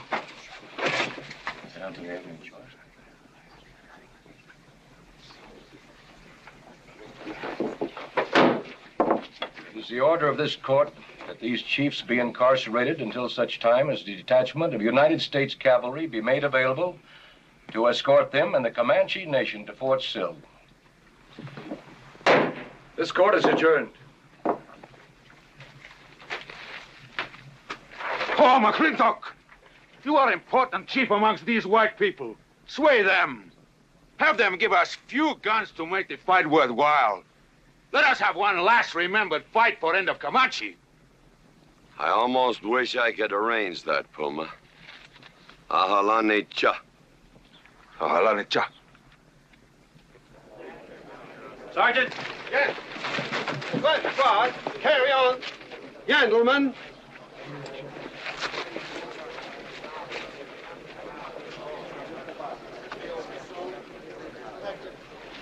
It's sad, these changing times. It isn't the times that are changing, Mama.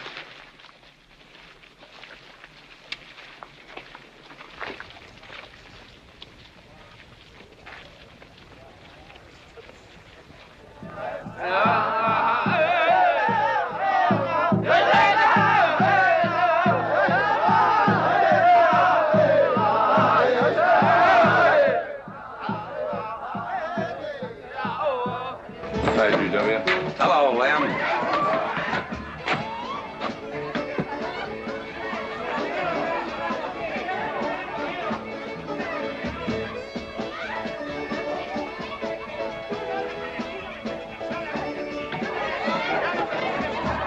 Bunny? Oh, howdy, McLintock. Hey, figured you'd be belly down drunk by now. I've been doing some drinking, Bunny. Is that boxcar still on the siding? Well, sure, but... But what? I don't like it. You don't, eh? You figure if them Indians get out there and lead the cavalry on a wild goose chase, that great white father's going to get nosy. Get nosy, and he'll investigate. And when they find out how that side-saddled governor's been messing things up, they'll give those Indians a fair trial. That's live ammunition in that boxcar. You know what'll happen if them Indians get some guns in their hands? Somebody's going to get hurt. Is Puma's word good enough for you? Well, I don't... McLintock, you got yourself a partner. Leave me out of this. Hey, McLintock. Good night, Bunny. Good night, Governor. Governor. There is the Katie with her light red hair, sweet as the roses on a summer air. I'll find her somewhere while the moon is high, and tell her that I love her, and I'll love her till I die. Katie Gilhooly, the master's home. Katie, Catherine Gilhooly McLintock, where is the woman of the house? Mr. McLintock. Oh, there you are. Mrs. Warren. Oh, good evening. I waited up for you, Mr. McLintock. Oh, how nice. I want to talk to you about something. Delighted. 309 times straight. I beg your pardon? 309 times straight without a miss. Gotta be a record. I suppose so. Now, Mr. McLintock, what I wanted to say... 2-pound Stetson, 6-inch brim, 53 feet in the air. It's gotta be a record. I'm sure it is, but the reason I waited up... Damn it, woman, can't you hold that glass still? Of course, sir. Now, down the hatch to my world's record. Down the hatch. Yes, sir.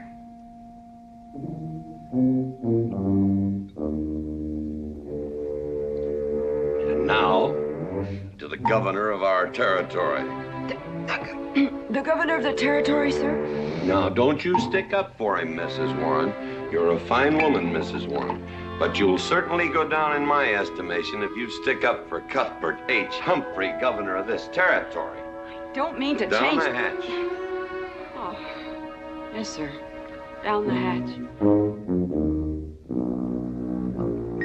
Cuthbert H. Humphrey, governor of our territory, is a cull. You know what a cull is, man?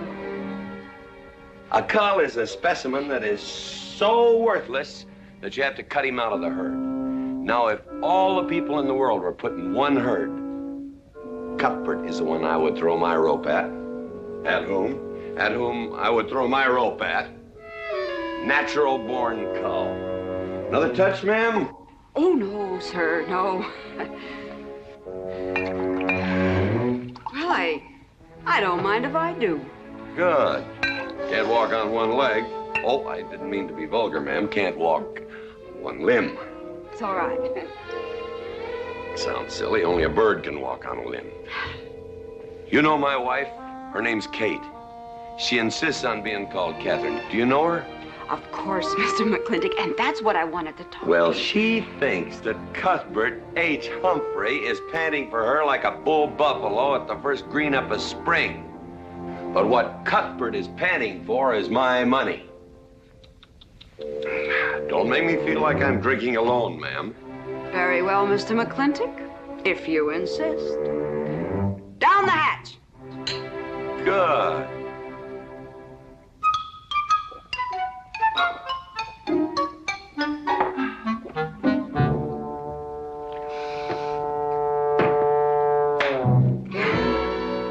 Mr. McLintock, I have something very important to say to you. Very important. Guess it'll have to wait till the morning. Toodle. Oh, it's all right. It's all right. Betty, bye-bye. Whoops.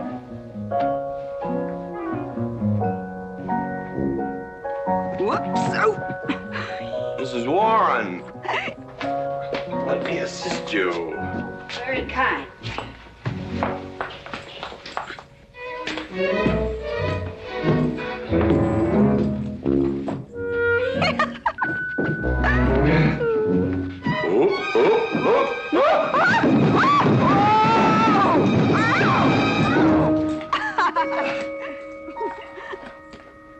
Whoops. What's going on here? Now, Catherine, are you going to believe what you see or what I tell you? Mrs. McLintock, hope you won't misunderstand. It's the first 100 women sitting on his lap that I misunderstood. Number 101 is quite simple. Now, G.W. McLintock, I have He's gone to sleep. Just when I know exactly what I want to say to him, he goes to sleep. I waited up to talk to Mr. McLintock. I wanted to tell him I was quitting. You see, Sheriff Lord has asked me to marry him, and... Oh, congratulations. I don't want to seem prudish, but if you are going to marry Sheriff Lord, it seems to me that you're sitting on the wrong man's lap.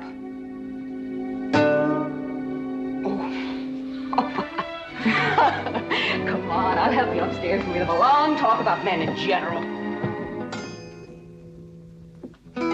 Ladies,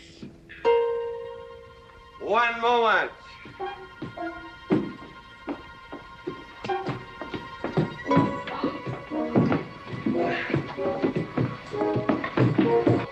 Oh! Watch out, you'll get us all killed! Oh! What?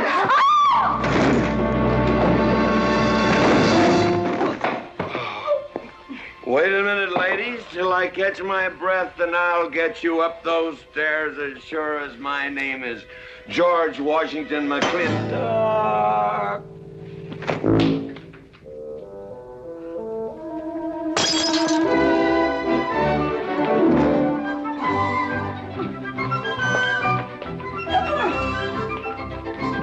You may be quitting, Mrs. Wallace. Mrs. Ward. But not tomorrow. I want my breakfast in bed. I want to... I know. Toast, lightly brown. Somebody sure put a knob on my skull. Here's Katie. I was speaking. Katie, why? There Mrs. Warren was there. Oh. And there you was there. Oh. And there that whiskey bottle was there. Oh. And Katie's temper being what Katie's temper is, well, there you are. Drago, old friend. Huh? My wife does not understand me. Why, she means different than any other man. Come on, I gotta get you upstairs. Get you ready for that big celebration tomorrow. What?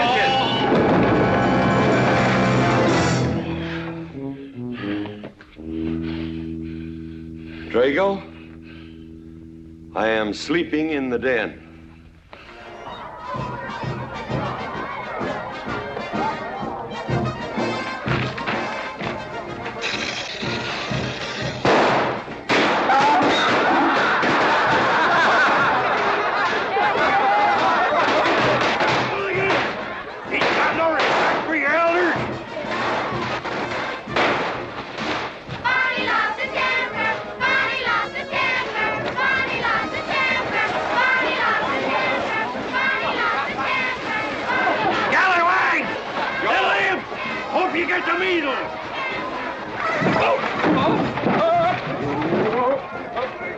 Come on, get him aboard.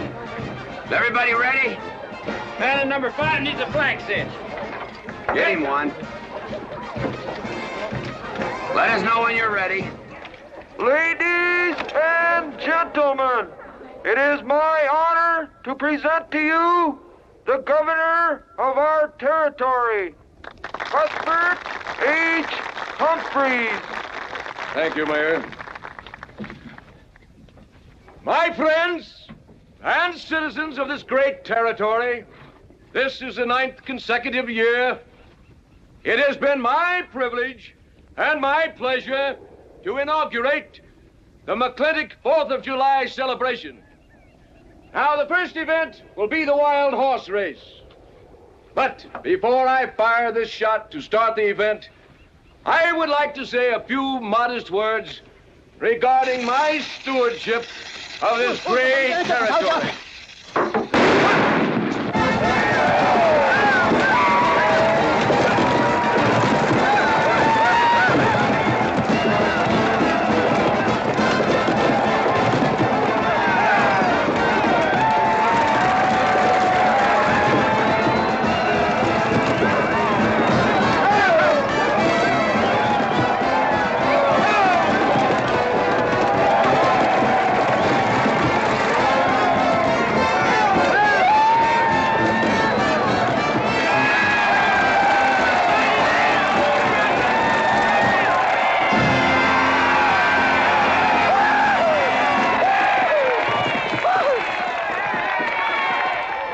Professor Birnbaum.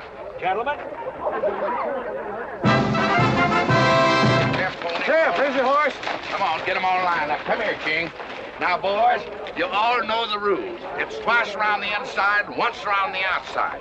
First cowboy that hits that finish line without busting that egg is the winner. And I caution you boys about some of them eggs, because some of them eggs are last year's holdovers. All right, mount up.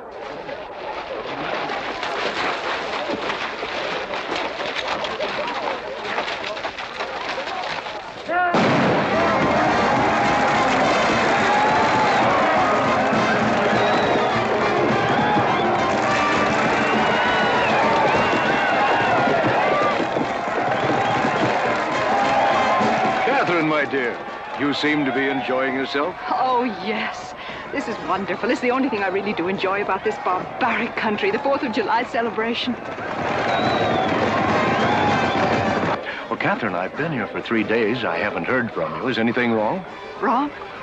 Well, I just hope that it hasn't been necessary for you to say anything to GW.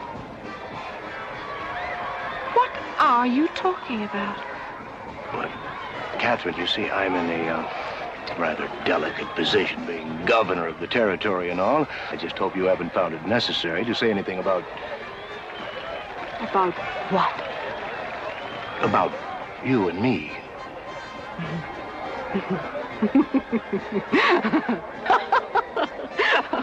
Why, you pompous windbag. Do you think that you're the only man who's ever tried to play patty fingers with me, who's ever tried to lure me into the moonlight? Well, no, but I... Well, I'm a big girl and I can take care of myself. My husband knows it. I can assure you, Governor, that your reputation is untarnished. Now get out of my way.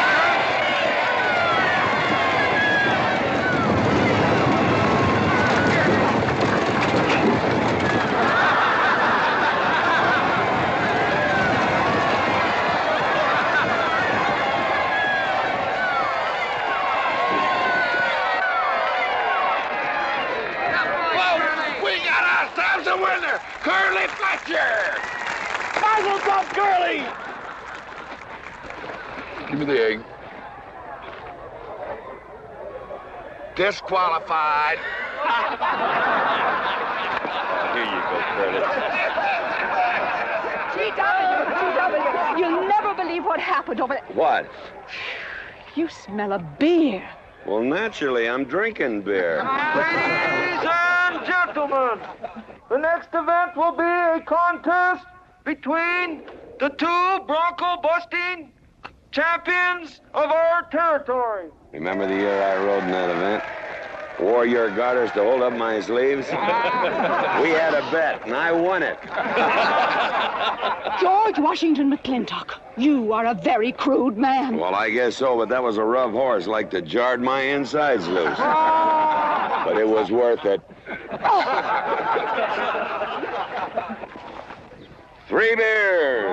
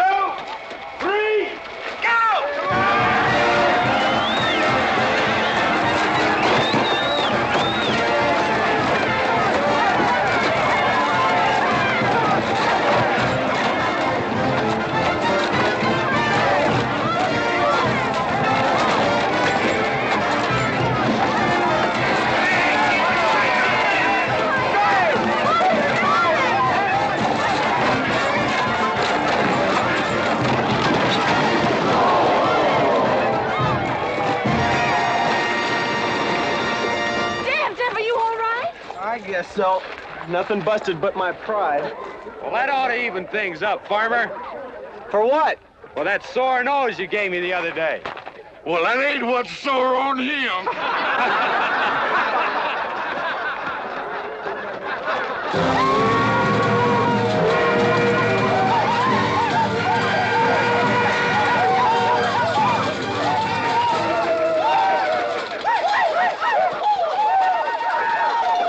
The closing event is the cow pony race. The finish line is at the barbecue. So start meandering. Come on. Now, what is that, false courage?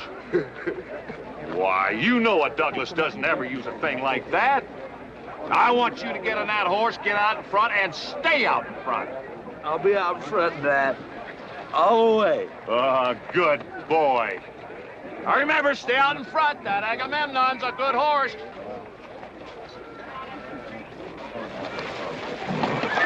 Oh, Agamemnon.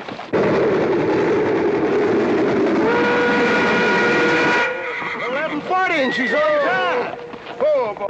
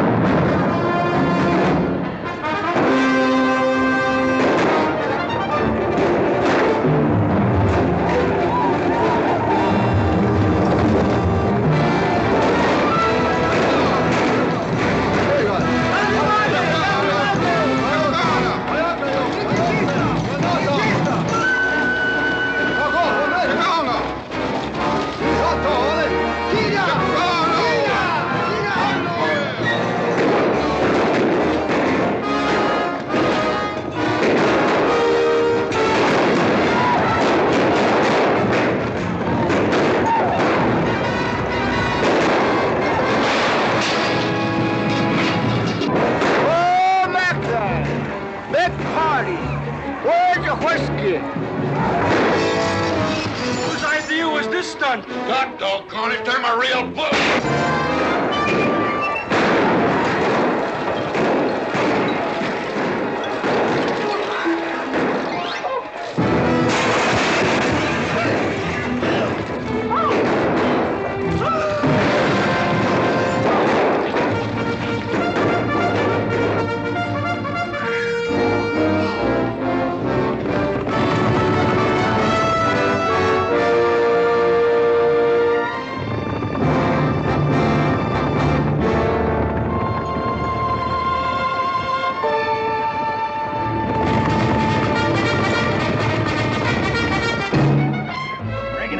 Excitement you'd want for one 4th of July, eh? Puma finally got his way, but I reckon he's riding out his last war party. He won't get very far. But one thing still has me puzzled. Where did they get the guns? I was wondering the same thing. My kidney's been bothering me. Bunny? GW!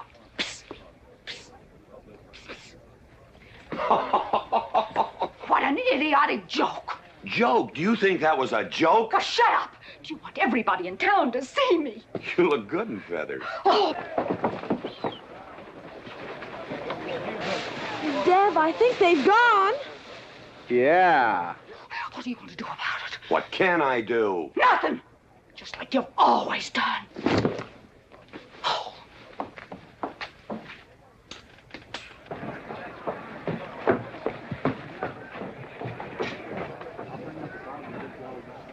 How long, GW?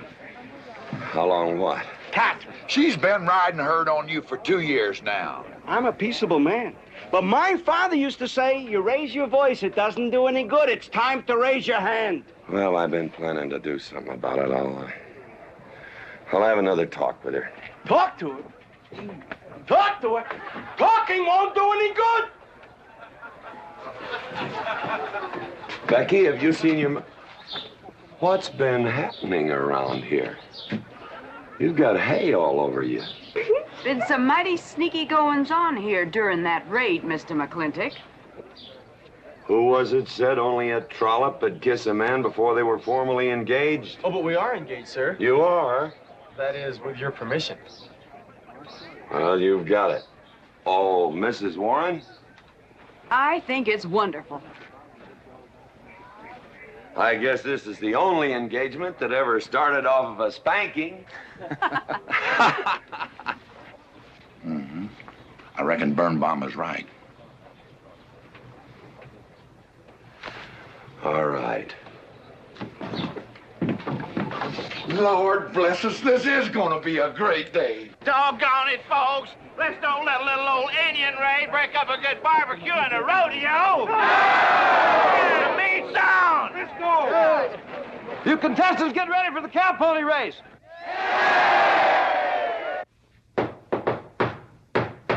Who is it? It's me. Let me in. Not now. Right now. Are you insane? I want to talk to you. It'll have to wait.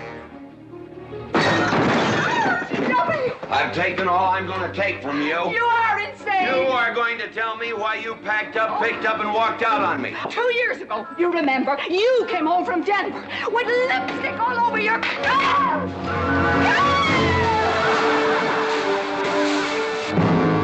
Lipstick on my collar. I've got the shirts to prove it. Who cares? Why, you big...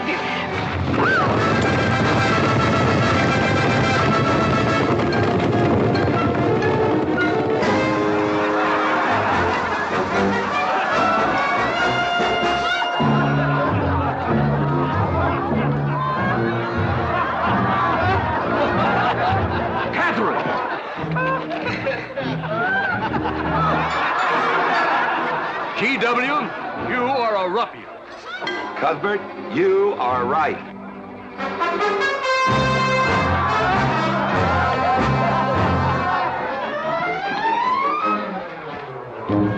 Well, what kind of a family is that? The best. And dangerous, son. Who won the race? Who cares, Ingrid? History's being made.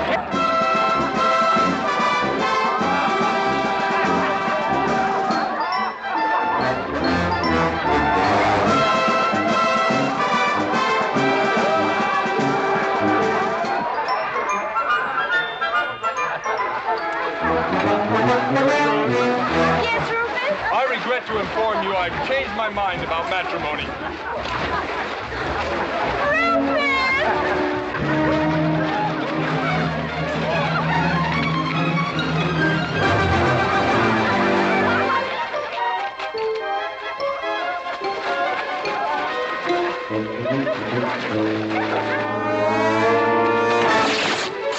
Hey, Mrs. McLintock!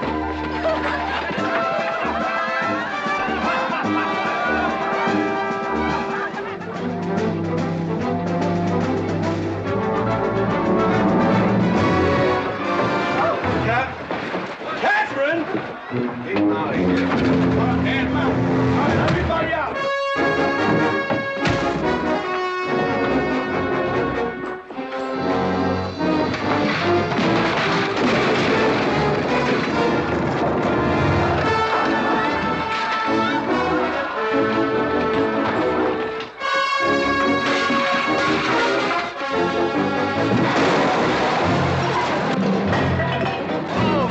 Looks like GW is buying out the whole score. I'm afraid you're right.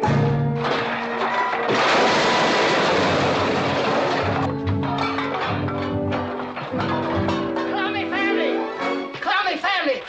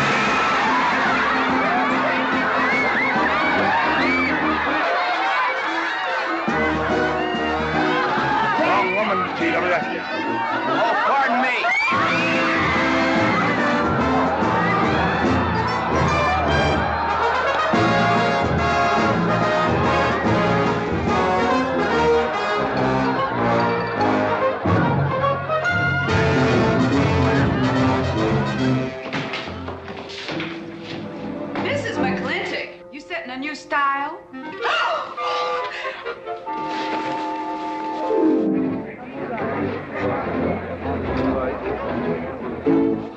Shh.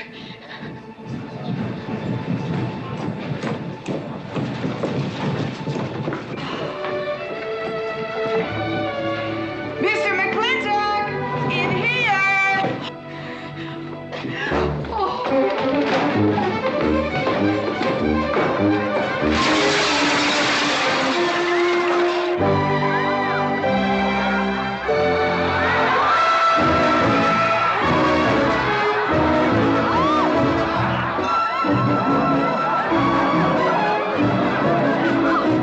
If I ever get through this humiliation, you'll rue the day you ever met me. Oh, belly aching, fight all you want. It won't do you any good. You've been digging those burrs into me for 2 years. Now you're gonna get your comeuppance. Thanks. My father would be proud of you. And I'll make you prouder.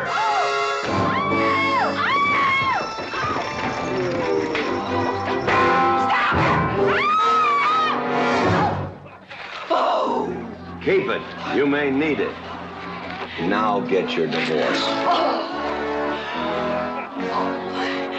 Home. Don't spare the horse. Home. You heard me. Don't think you're going to get rid of me that easy. Yeah.